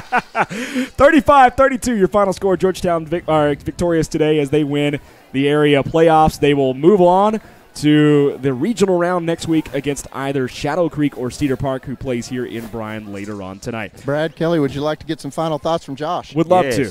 What an incredible day of football. I tell you what, man, that's what it's all about. So glad to be a part of this, and I'm excited to see what happens in round 3. Here we come.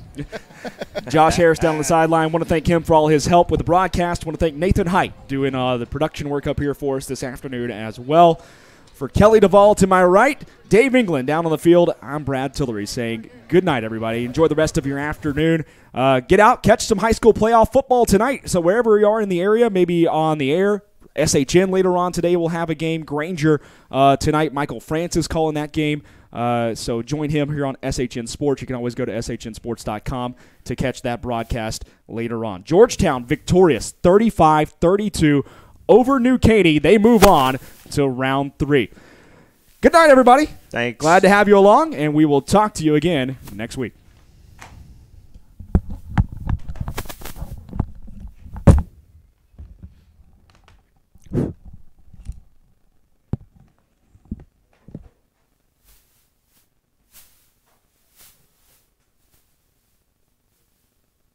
Sponsors. Without the generous support of these sponsors, many UIL activities would not be possible.